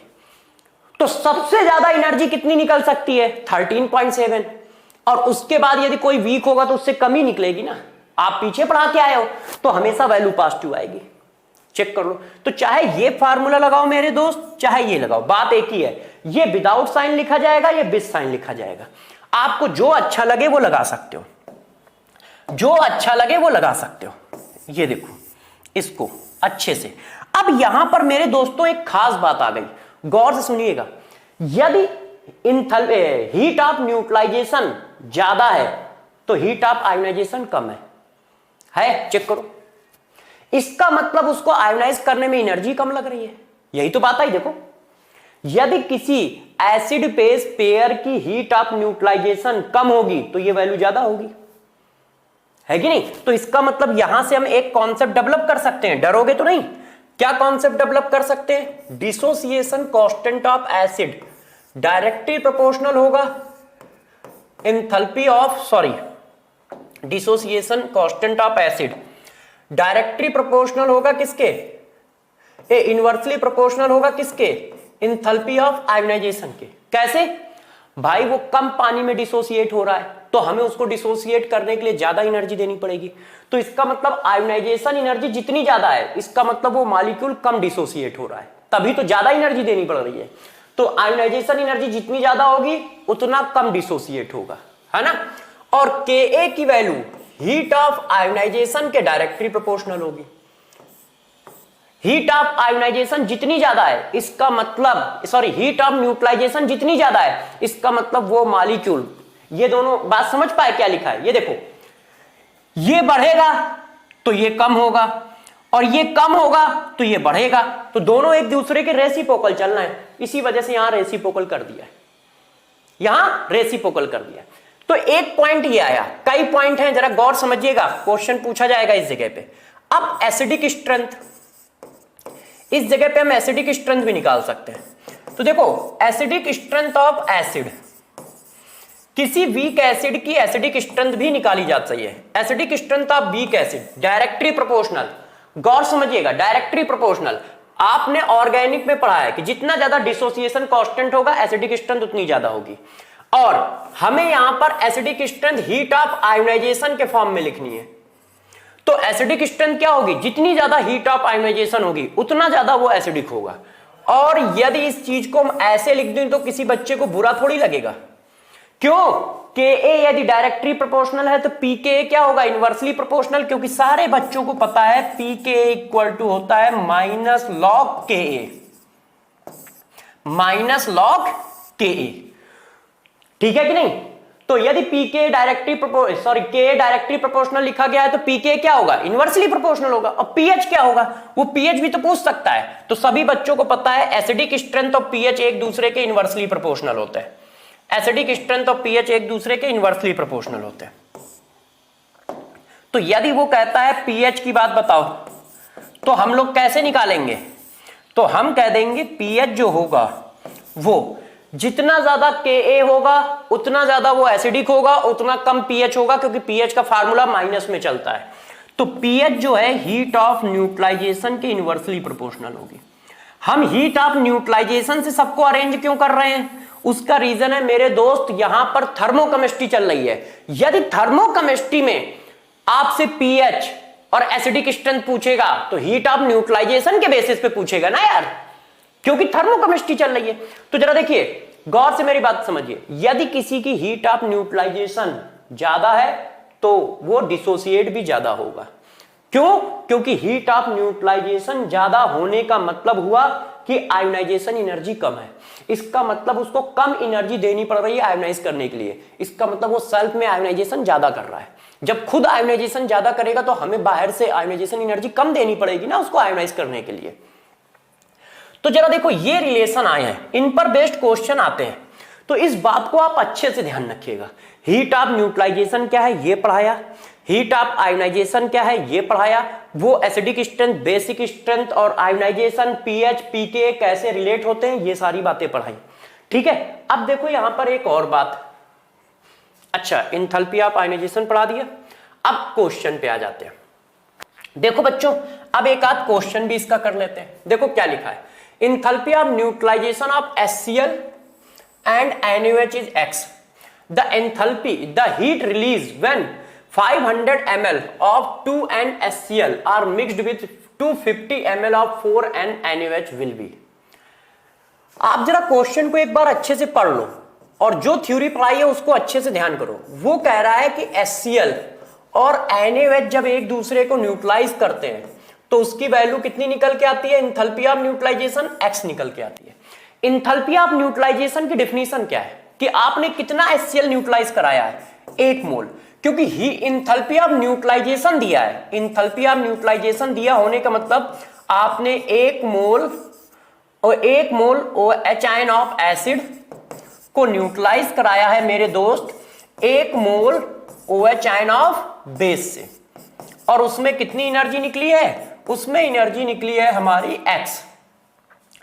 अब वो कह रहा है कि जब तुम ऐसा लोगे 500 ml 2N-HCl लोगे प्लस 250 ml 4N-NaOH लोगे तो बताओ कितनी एनर्जी रिलीज होगी। तो देखना जरा गौर से मेरी बात को, इसको मोल के फॉर्म में ले जाओ क्योंकि हमने डेफिनेशन मोल के फॉर्म में बनाई है, तो इसको मोल बनाओ। आप लोगों को यदि अच्छे से याद हो तो हम लोगों ने मोल का एक फार्मूला किया था पहली क्लास में, मोल इक्वल टू क्या होता है, m इंटू वी। यदि मोलरिटी में वॉल्यूम का मल्टीप्लाई कर दिया जाए तो मोल बन जाता है, ध्यान है, यदि मोलरिटी में दोस्तों वॉल्यूम का मल्टीप्लाई कर दिया जाए तो मोल बन जाता है। तो जरा ध्यान दीजिए, ये नॉर्मेलिटी है, नॉर्मेलिटी और मोलरिटी बराबर होगी क्योंकि H आयन कितने हैं, 1 है, ठीक है। तो जो मोलरिटी वही नॉर्मेलिटी, दोनों का मल्टीप्लाई करो तो कितना आ गया 1000, मगर वॉल्यूम किस में होना चाहिए, लीटर में, तो इसको लीटर में बनाओ पहले, m into V in litre होता है, ये लीटर में हो गया और ये 2 का मल्टीप्लाई कर दिया, इसको भी यही करो लीटर में बनाओ, ये लीटर में हो गया और इसमें भी 4 का मल्टीप्लाई किया, मल्टीप्लाई करने पर कितना आया, यदि अच्छे से देखोगे तो 1 मोल HCl आया, इसको भी मल्टीप्लाई करने पर कितना आया, 1 मोल NaOH आया। देखो दोस्तों सही है कि नहीं, अब 1 मोल HCl है तो कितने मोल H आयन आएंगे, 1 मोल H आयन आएगा, 1 मोल NaOH है तो कितने मोल OH आयन आएंगे, 1 मोल OH आयन आएगा। तो गौर से सुनो, पहले जो एनर्जी दी थी वो किसकी थी, 1 मोल, पहले जो एनर्जी दी थी वो किसकी थी, 1 मोल H आयन और 1 मोल OH आयन के रिएक्शन करने की। अब आप जो रिएक्शन करा रहे हो उसमें भी H आयन कितने हैं, 1 मोल है, OH आयन कितने हैं, 1 मोल है, तो एनर्जी भी कितनी आएगी, X आएगी, है कि नहीं प्यारे बच्चों। भाई मोल चेंज होंगे तब वैल्यू चेंज होगी ना भाई। जैसे 1 मोल H आयन, 1 मोल OH आयन या 1 मोल वाटर की एनर्जी कितनी है, X है। यहां पे आप ये भी लिख सकते हो 1 मोल वाटर, 1 मोल वाटर के फॉर्मेशन की एनर्जी कितनी निकल के आई है, X। अब यहां पर भी तो तुमने 1 ही मोल वाटर फॉर्म किया है, यदि 1 मोल से ज्यादा फॉर्म करते या कम फॉर्म करते तो हम क्वेश्चन बनाते कि 1 मोल के वाटर की फॉर्मेशन की एनर्जी X है, तो 2 मोल की कितनी होगी, 10 मोल की कितनी होगी, 100 मोल की कितनी होगी। मगर जब दोनों जगह पे same amount of water form हुआ है तो एनर्जी भी तो सेम ही होगी, तो आंसर क्या आएगा, ये आंसर क्या आएगा, ये आएगा। अब जरा देखो यार इस क्वेश्चन को ध्यान दो, which of the following option is true.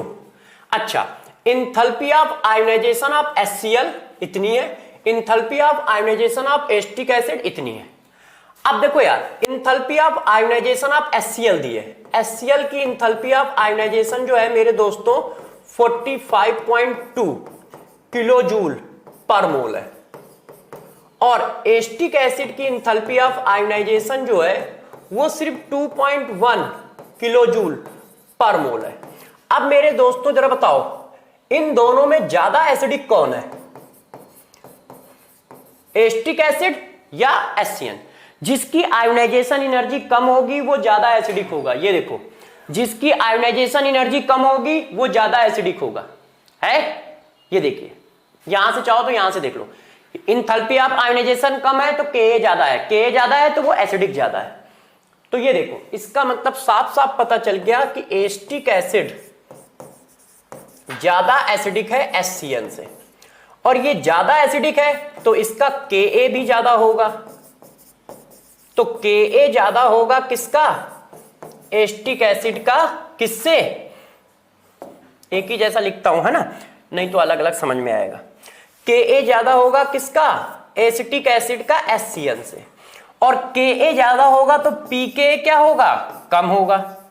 ठीक है, Ka ज्यादा होगा तो pK क्या कम होगा, कम होगा। तो ये देखो pK किसका ज्यादा होगा, HCN का। अब मैच कर लो यार, जो ये पूछना चाह रहा है। दोनों बराबर होंगे, गलत है। HCN का ज्यादा होगा, सही है। एस्टिक एसिड का ज्यादा होगा, गलत है। दुगने के बराबर होगा, गलत है। ठीक है, दुगने के बराबर कैसे होगा, वैल्यू में दुगने के बराबर का डिफरेंस है नहीं, तो दुगने के बराबर कैसे होगा। तो जरा देखो आंसर क्या है, बी। ऐसे क्वेश्चन भी आएंगे। आंसर क्या है, बी। ऐसे क्वेश्चन भी आएंगे। बात समझ पा रहे हो कैसे करना है, मेरी बातें समझ रहे हो अच्छे से यार दोस्तों। खूब क्वेश्चन आ रहा है। ये कैसे किया भाई, जिसकी आयोनाइजेशन एनर्जी ज्यादा है वो कम एसिडिक है। ठीक है, ये देखो, और कम एसिडिक है तो Ka भी कम होगा, और Ka कम होगा तो pK ज्यादा होगा, क्योंकि Ka और pK इनवर्सली प्रोपोर्शनल होते हैं। अब जरा देखो एक और नोट, गौर से बच्चों इस नोट को संभाल के रखिएगा, इंपॉर्टेंट नोट है। आता है तो बच्चे गलत जरूर करते हैं, ये ध्यान रखिए, ये बहुत इंपॉर्टेंट नोट है। क्यों, यदि पेपर में आया तो तुमसे गलती होना है, सही नहीं होगा। गौर समझिएगा, मैंने लिया 10 ml, गौर से देखिए, 10 ml एसिड न्यूट्रलाइज बाय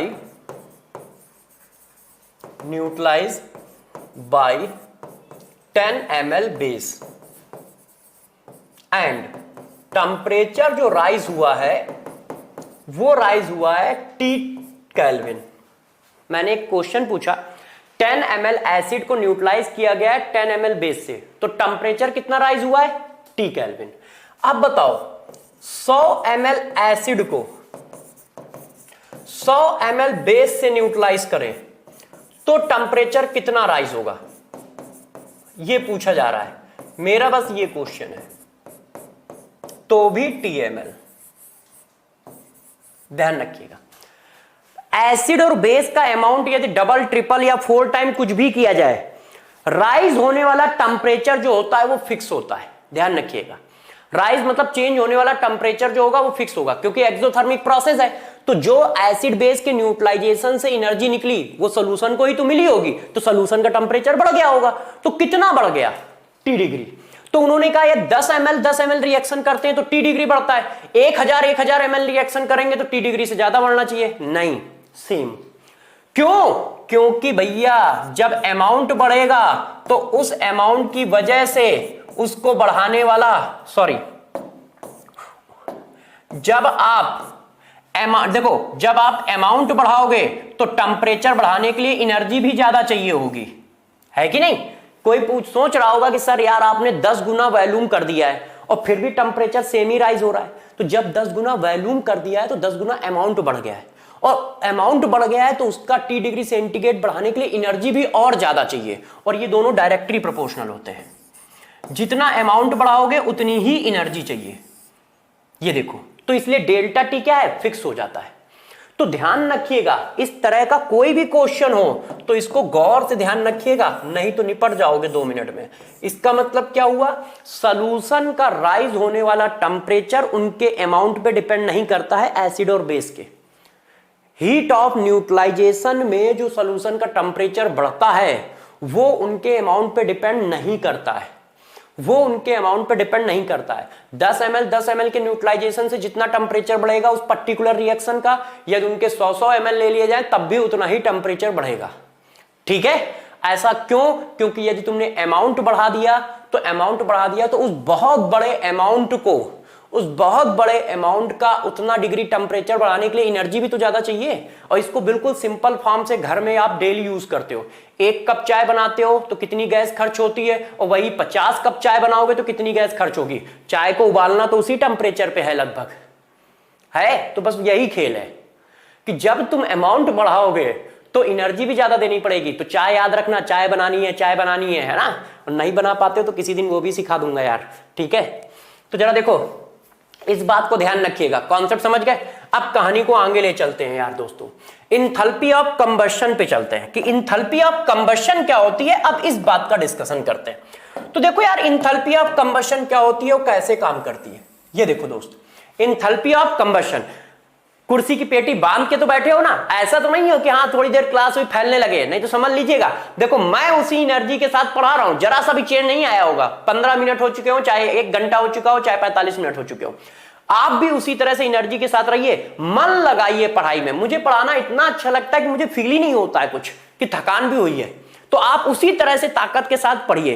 क्यों? क्योंकि हम और तुम दोनों मिलके कुछ ना कुछ गुल खिलाएंगे, मतलब सिलेक्शन लेके आएंगे, ठीक है। हमेशा पॉजिटिव अप्रोच के साथ चलो मेरे दोस्तों, हमेशा पॉजिटिव अप्रोच के साथ चलो।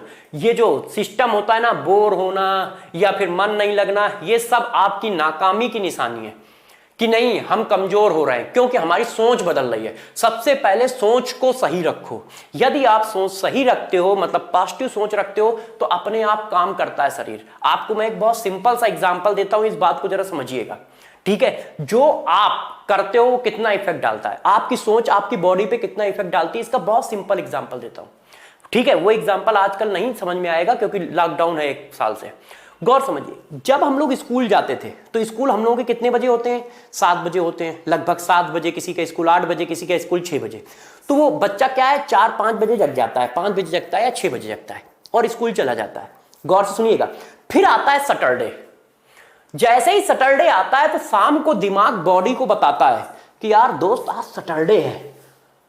दिमाग ने बॉडी को सिर्फ इतना बताया है आज सैटरडे है, और फिर आप सो जाते हो। क्या संडे को भी तुम 6 बजे उठते हो? नहीं उठते हो ना। तुम्हारा मन करता है अरे नहीं यार अभी 6 बजा है, चलो सो लेते हैं, थोड़ा सा और सो लेते हैं। किसने कहा सोने को? तुम्हारे दिमाग ने कहा। और कहा किसको? बॉडी को, कि कल संडे है। सिर्फ इतना बताया है कि कल संडे है, बस। वैसे ही जैसे ही दिमाग ने बॉडी को बताया कल संडे है, बॉडी ने कहा अच्छा बेटा आराम करने का मौका मिल गया, और देर से उठे संडे को। हम लोग संडे को क्या उठे? देर से उठे। कैसे देर से उठे? जबकि 6 दिन हम जल्दी उठ के जाते हैं और दिमाग बॉडी को बताता है कल स्कूल जाना है, और स्कूल जाना है तो हम अपने आप 6 बजे उठ जाते हैं, मगर संडे को नहीं उठते। इसी तरह से जरा एक और एग्जांपल देता हूं। हमारी सुबह 4 बजे की फ्लाइट है, 4 बजे की फ्लाइट है। दिमाग ने क्या किया? बॉडी को बताया बेटा 4 बजे की फ्लाइट है, तो सीधे अपने आप 3 बजे 2 बजे हमारी नींद खुल जाएगी। किसने बताया? बॉडी को, दिमाग ने बताया कि बेटा 4 बजे की फ्लाइट है, तो 3 बजे अपने आप नींद खुल गई। वैसे डेली 3 बजे खुलती है? 4 बजे खुलती है? नहीं खुलती है, कभी नहीं खुलती है। मैंने बहुत दिन से 5 बजे का सवेरा नहीं देखा है कि कैसा होता है, मगर जिस दिन फ्लाइट है या कुछ और है जग जाते हैं। कैसे जग जाते हैं? तो ये दिमाग बताता है। तो दिमाग को हमेशा ये बताओ कि हम सेलेक्ट होने जा रहे हैं, हम सेलेक्ट होंगे। तो जब दिमाग को तुम ये बताते हो कि हम सेलेक्ट होने जा रहे हैं, सेलेक्ट होंगे, तो दिमाग ये चीज बॉडी को बताता है कि बेटा हम सेलेक्ट होंगे, हमें और मेहनत करनी है। तो जैसे ही ये बात बॉडी को बताता है तो बॉडी क्या करती? वर्क करना फास्ट कर देती है और खूब मेहनत करती है, और तुम सेलेक्ट होते हो। यदि तुमने बैकअप द माइंड ये सोचा यार शायद इस बार ना सेलेक्ट हो, या फिर हम अगली बार प्रिपरेशन करेंगे, वैसे ही दिमाग बॉडी को बताता है अरे बेटा हमें तो यार अगली बार प्रिपरेशन करनी है, इस बार तो सिर्फ स्कूल ही काम करना है। तो वैसे ही बॉडी रिलैक्स हो जाती है। तुम्हें पता भी नहीं चलेगा कि तुम्हारे साथ गेम हो गया है। बॉडी अपने आप ढीली डाली हो जाएगी। हाँ यार अरे कल पढ़ लेंगे, अरे परसों पढ़ लेंगे, अरे यार चलो घूमने चलते हैं और किसी दिन पढ़ लेंगे। ये सब आपके पास थॉट आने लगते हैं। क्यों आने लगते हैं? क्योंकि तुमने दिमाग को इंडिकेट कर दिया है। ये बहुत खतरनाक चीज होती है दिमाग। इसको जरा सा बताते हो, ये बॉडी को 10 टाइम्स ज्यादा बताता है, और इसी वजह से टेंशन है। नहीं तो आप कभी भी देखो, तुम बस इतना सा मन बना लो आज यार स्कूल जाने का मन नहीं है, आधे घंटे बाद देखना तुमने एक बार बोला है दिमाग को आधे घंटे बाद उसने बॉडी को इस हालत में पहुंचा दिया कि तुम अब स्कूल नहीं जाओगे, बार बार वो प्रेस कर करके, और वो तुम्हें पता नहीं चलता कि तुम्हारे साथ अंदर गेम चल रहा है। और ना मानो तो देख लो आप इस बात को, आप बस सुबह एक दिन मन बनाओ कि आज यार वीडियो नहीं देखना है सर्वेश सर का, यार बहुत थकान फील कर रहा हूं। जब तक वीडियो आने वाला होगा, लेक्चर आने वाला होगा, उससे पहले तुम इतना फैल चुके होगे कि तुम देखोगे ही नहीं, चाहे जितनी जान लगा लो। क्यों? क्योंकि जैसे ही तुमने दिमाग को बताया, दिमाग ने क्या किया, बॉडी को बताया, ऊपर से क्या है, उसमें 10 का मल्टीप्लाई करके। अब फिर बॉडी तो एक ऐसी चीज है जिसको आराम करना पसंद है, काम करना नहीं पसंद है। तो इसलिए ध्यान रखिए सभी बच्चों को कि हमेशा पॉजिटिव एटीट्यूड रखो, पॉजिटिव सोचो, दिमाग को कंफ्यूज करते रहो क्या कि तू हम सेलेक्ट होने वाले हैं, हम सेलेक्ट होने वाले हैं, तुम मेहनत करो। तो वो बॉडी को हमेशा 10 टाइम्स ज्यादा बताएगा, अरे भैया सिलेक्शन लेना है, पढ़ाई करना है, जल्दी उठो, खूब पढ़ो, पिक्चर मत देखने जाओ, ये काम मत करो, पढ़ाई पे ध्यान दो। तो वो अपने आप किसको, बॉडी को बताता रहेगा। तो इस बात का विशेष ध्यान रखें। जब मैं क्लास लेने घुसता हूं तो मैं बस एक बात दिमाग को बताता हूं कि मुझे पूरी ताकत के साथ क्लास लेनी है, और भी मैं दिमाग को बताता हूं कि 3 घंटे की क्लास लेनी है। जैसे वो थोड़ा टाइम पास आने पर जो रिलैक्स आता है ना, वो हमारे पास रिलैक्स नहीं आता है कभी। क्यों नहीं आता है? क्योंकि मैं उसको बता के चलता हूं कि लंबी क्लास लूंगा, और बीच में अचानक टाइम आने पर खत्म कर देता हूं। वो कंफ्यूज रहता है कि यार एनर्जी डाउन होने वाली जो बॉडी को बताता, उससे पहले ही मैं गेम कर देता हूं उसका खुद।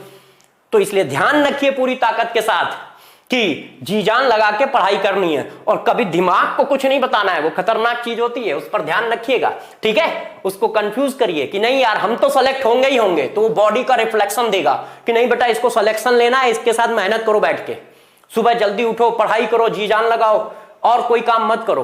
तो दिमाग को हमेशा एक ही बात पे फोकस रखो, सेलेक्ट होना है, सेलेक्ट होना है, सेलेक्ट होना है, हम सेलेक्ट होंगे, हम सेलेक्ट होंगे, बस वो उसी हिसाब से तुमसे मेहनत कराता रहेगा। चलो टॉपिक को आगे बढ़ाते हैं, इंथैल्पी ऑफ कंबशन पे चलते हैं। तो दोस्तों देखो यार, इंथैल्पी ऑफ कंबशन क्या चीज है और किस तरह से काम करती है।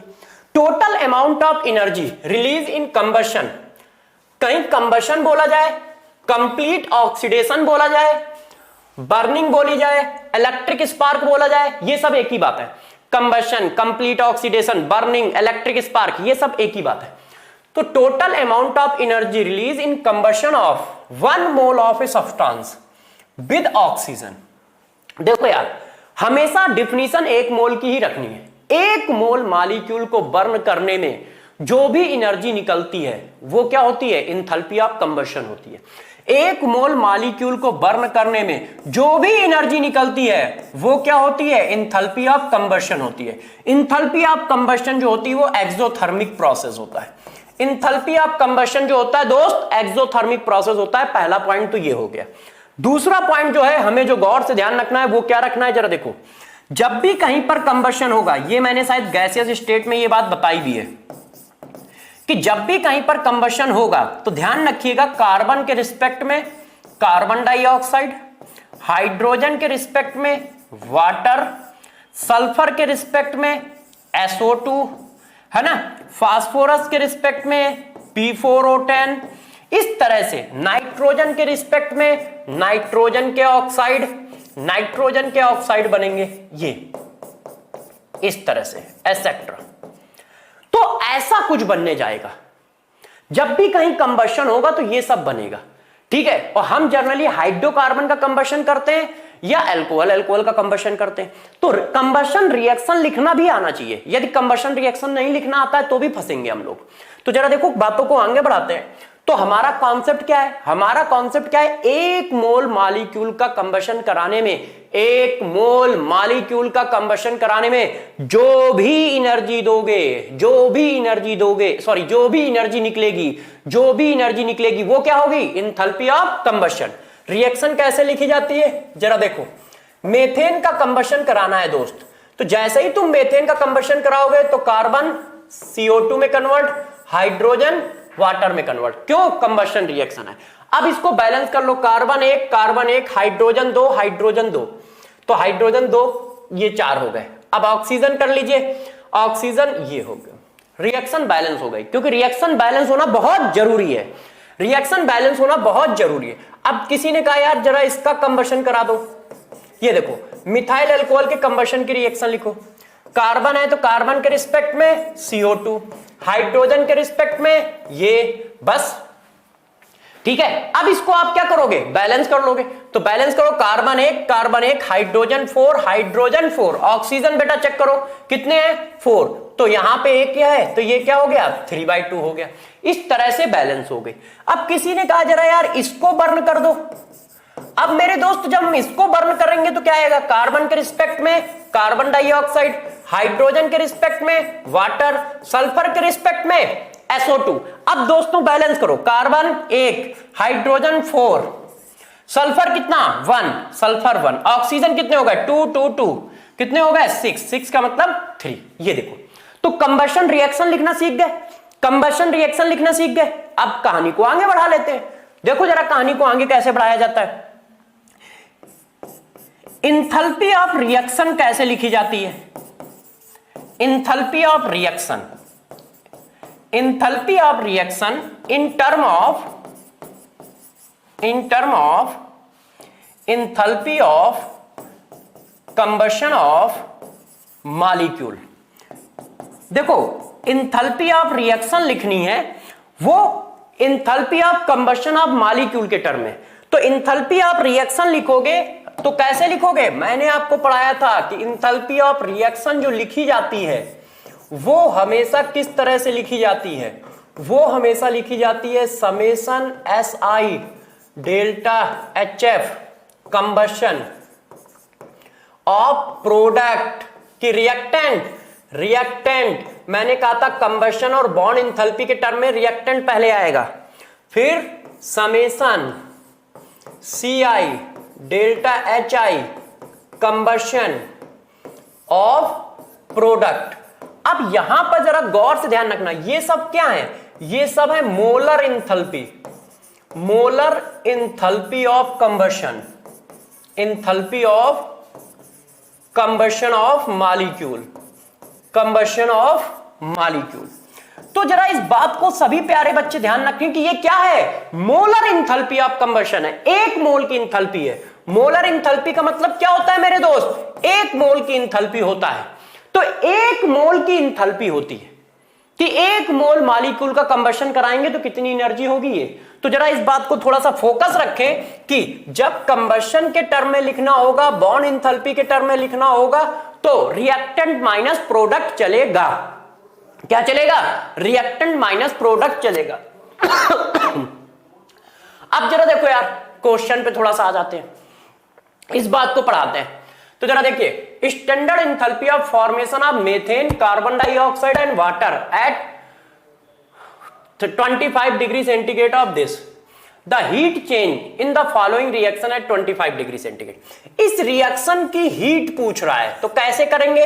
रिएक्शन क्या है मेरे दोस्त, मेथेन है, 2O2 है, ठीक है, CO2 है और H2O है, ऐसे। अब वो कहना चाह रहा है इस रिएक्शन की हीट बताओ। तो जरा बताओ कैसे लिखोगे, सारे बच्चे बताएं इस बात को हम कैसे लिखते हैं। किसकी किसकी स्टैंडर्ड इंथैल्पी ऑफ, देखो स्टैंडर्ड इंथैल्पी ऑफ फॉर्मेशन दी है, इसकी दी है, इसकी दी है, और कौन है वाटर, तीन की स्टैंडर्ड इंथैल्पी ऑफ फॉर्मेशन दी है। और इस रिएक्शन की हीट चाहिए, किस रिएक्शन की हीट चाहिए, इस रिएक्शन की हीट चाहिए। अरमान थोड़ा सा पानी पिलवा देना, है ना, गर्म पानी बोल देना। देखो बच्चों, इस रिएक्शन की हीट चाहिए हम लोगों को, तो कैसे करोगे, जरा इस बात को गौर से ध्यान दो। हमें इस रिएक्शन की हीट चाहिए, गौर से मेरी बात को सुनते रहिएगा, वो यही पूछ रहा है ना, in heat exchange in the following reaction as. अब हीट ऑफ फॉर्मेशन रिएक्शन तो मेरे दोस्तों आपको लिखना आता है ना। मेथेन की हीट ऑफ फॉर्मेशन कैसे लिखोगे, मेथेन की heat of formation carbon solid graphite वाला, हाइड्रोजन गैस, ऐसे ही तो लिखोगे। और इसकी वैल्यू मेरे दोस्त कितनी है, इसकी वैल्यू दोस्त है -17.9। दोस्त वैल्यू कितनी है, -17.9। अब कार्बन डाइऑक्साइड की बात करते हैं। कार्बन डाइऑक्साइड की हीट ऑफ फॉर्मेशन कैसे लिखोगे, carbon solid plus oxygen gas, value कितनी है, तो वैल्यू देखो जरा कितनी है मेरे दोस्तों, ये वैल्यू है -94.1। फिर वाटर की हीट ऑफ कंबशन कैसे लिखोगे, हीट ऑफ फॉर्मेशन रिएक्शन लिख रहे हैं। हीट ऑफ फॉर्मेशन लिखना पीछे सिखाया है, समझ तो रहे हो ना ये रिएक्शन कैसे लिखी जा रही है। और यदि ये बात समझ रहे हो तो क्वेश्चन 2 मिनट में खत्म हो जाएगा, नहीं तो फिर यार टेंशन होगी। ये देखो, और इसकी एनर्जी मेरे दोस्त कितनी है, -68.3, ये सब किलो कैलोरी में। अब बताओ इन 3 की रिएक्शन से ये वाली हीट बनानी है, इन 3 की रिएक्शन से हमें क्या करना है, ये वाली हीट बनानी है। तो अब बताओ दोस्तों कैसे करोगे, हमें क्या क्या चाहिए, हमें मेथेन चाहिए, हमें क्या क्या चाहिए, हमें कार्बन डाइऑक्साइड चाहिए और वाटर चाहिए। आप सभी बच्चों को 20 सेकंड देता हूं, जल्दी से इसको सॉल्व करें 20 सेकंड में।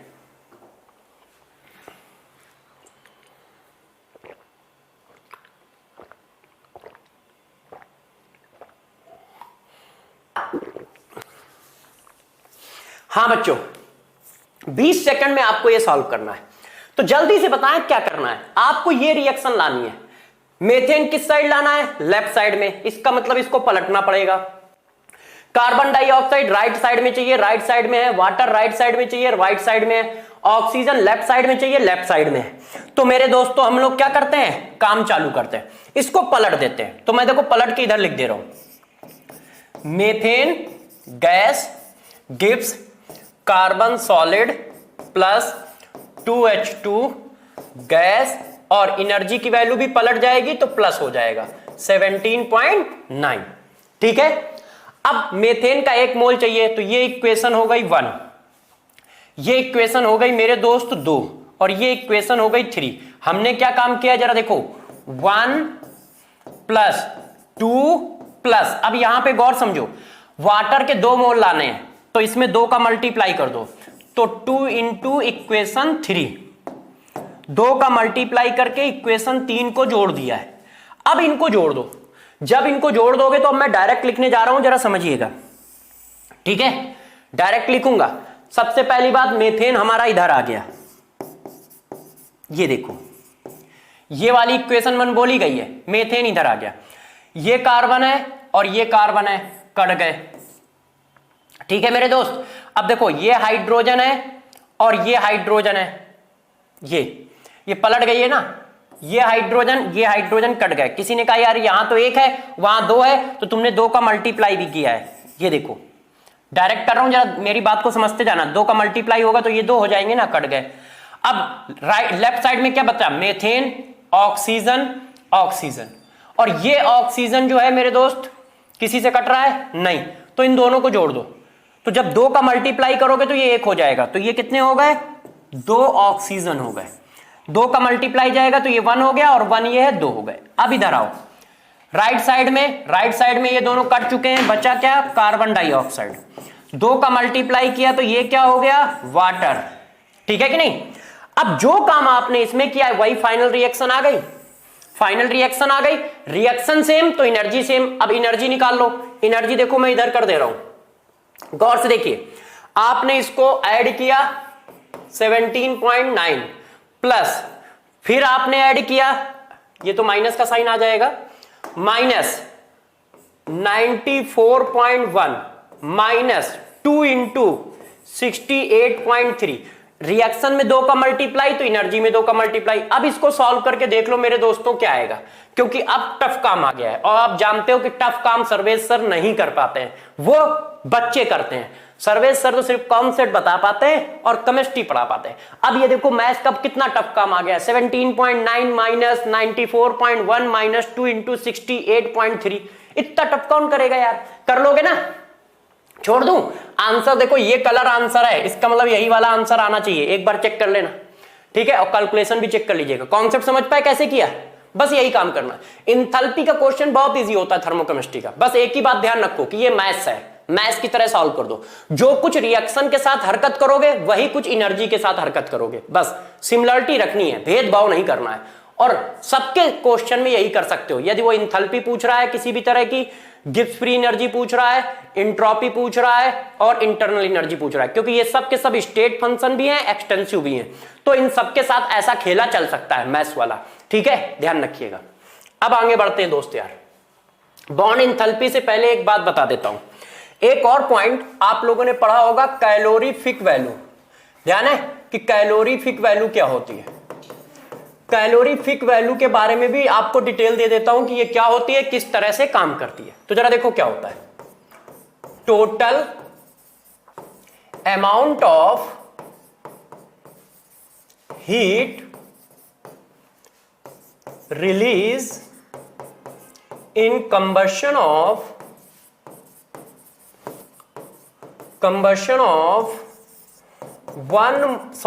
1 gram in combustion of 1 gram of fuel substance।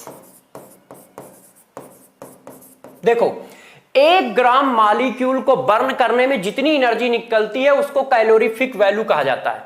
ये क्या करता है, ये इफिशियंसी ऑफ फ्यूल को रिप्रेजेंट करता है। ये किस चीज को रिप्रेजेंट करता है, रिप्रेजेंट करता है efficiency of fuel, efficiency of fuel को, कि कोई भी फ्यूल कितना इफिशियंट है, इसको ये क्या करता है, रिप्रेजेंट करता है इफिशियंसी ऑफ फ्यूल को। तो यदि मेरे से कोई पूछता है, गौर समझिएगा, यदि कोई मेरे से पूछता है कि यार 1 मोल हमने मेथेन लिया है और 1 मोल हमने लिक्विड एथेन लिया है, अब बताओ इसमें बेटर फ्यूल कौन सा है। ठीक है, हमें यह निकालना है कि बताओ बेटर फ्यूल कौन है, इसमें से अच्छा फ्यूल कौन है। तो हम कैसे निकालेंगे, 1 मोल की कंबशन एनर्जी 1 ग्राम की कंबशन एनर्जी निकाल के। यदि उसने मेरे से कहा कि इसकी इंथैल्पी ऑफ कंबशन हमको ये दी है, गौर समझिएगा, इसकी इंथैल्पी ऑफ कंबशन हमें दी है 400 किलो जूल और इसकी इंथैल्पी ऑफ कंबशन हमें दी है 600 किलो जूल माइनस की। तो बताओ बेटर फ्यूल कौन है। तो हम क्या करेंगे, 1 मोल की कितनी है, इतनी, तो 1 ग्राम की कितनी होगी, क्यों, क्योंकि डिफिनीशन 1 ग्राम में है। तो मैं डायरेक्ट निकाल रहा हूं, देखो मेथेन की निकाल रहा हूं कैलोरीफिक वैल्यू। तो मेथेन की कैसे निकली, 1 मोल की इतनी है, 1 मोल का मतलब 16 ग्राम, तो 16 ग्राम की इतनी है, तो 1 ग्राम की कितनी हुई, ये वैल्यू आई। एथेन की निकालो, 1 मोल की कितनी है, 600, 1 मोल का मतलब मॉलिक्यूलर वेट कितना हुआ, 12, 24 और 6 30, 30 ग्राम हो गया ना मेरे दोस्त। कार्बन का 12 होता है, 2 कार्बन है 24, हाइड्रोजन 6 होता है, तो 24 6 30। तो 1 मोल की, 1 मोल मतलब 30 ग्राम की इतनी है, तो 1 ग्राम की कितनी होगी, बात तो समझ रहे हो ना यार दोस्त, 1 ग्राम में काउंट होती है। तो 1 मोल मतलब 16 ग्राम, 16 ग्राम की कितनी है, इतनी, तो 30 ग्राम की कितनी होगी। उसी तरह से 1 ग्राम में कन्वर्ट कर लिया, तो पर ग्राम ये वैल्यू आई। अब देख लो कौन सी वैल्यू छोटी है, कौन सी वैल्यू बड़ी है। तो ये तो इजी है, तो इसलिए मैं कैलकुलेट कर सकता हूं, -20 आया। ये भी इजी है, इसलिए मैं इसको भी कैलकुलेट कर देता हूं, -25 आया है ना, सही आएगा ना, क्यों, क्योंकि 4 से उड़ाओगे 100 फिर 4 से ये। अब वैल्यू किसकी बड़ी आ रही है, मेथेन की बड़ी आ रही है, इसका मतलब बेटर फ्यूल कौन है, मेथेन है। बात समझ पाए।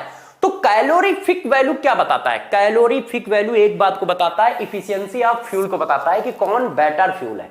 और वो क्या करोगे, कुछ नहीं करना है। हीट ऑफ कंबशन 1 मोल की होती है, कैलोरीफिक वैल्यू 1 ग्राम की होती है, बस इतनी सी बात ध्यान देनी है। ओके, हीट ऑफ कंबशन 1 मोल की होती है, कैलोरीफिक वैल्यू 1 ग्राम की होती है, बस इतनी बात ध्यान देनी है दोस्त। इसको तो तुम जानते ही होगे, कर ही लोगे, इसमें तो हमें मेरी जरूरत नहीं है ना यार, इसको तो कर ही लोगे ना। तो चलिए नेक्स्ट क्लास में हम लोग सब लोग फिर मिलेंगे, तब तक के लिए अपना ध्यान रखिए और खूब मेहनत के साथ पढ़ाई करिए।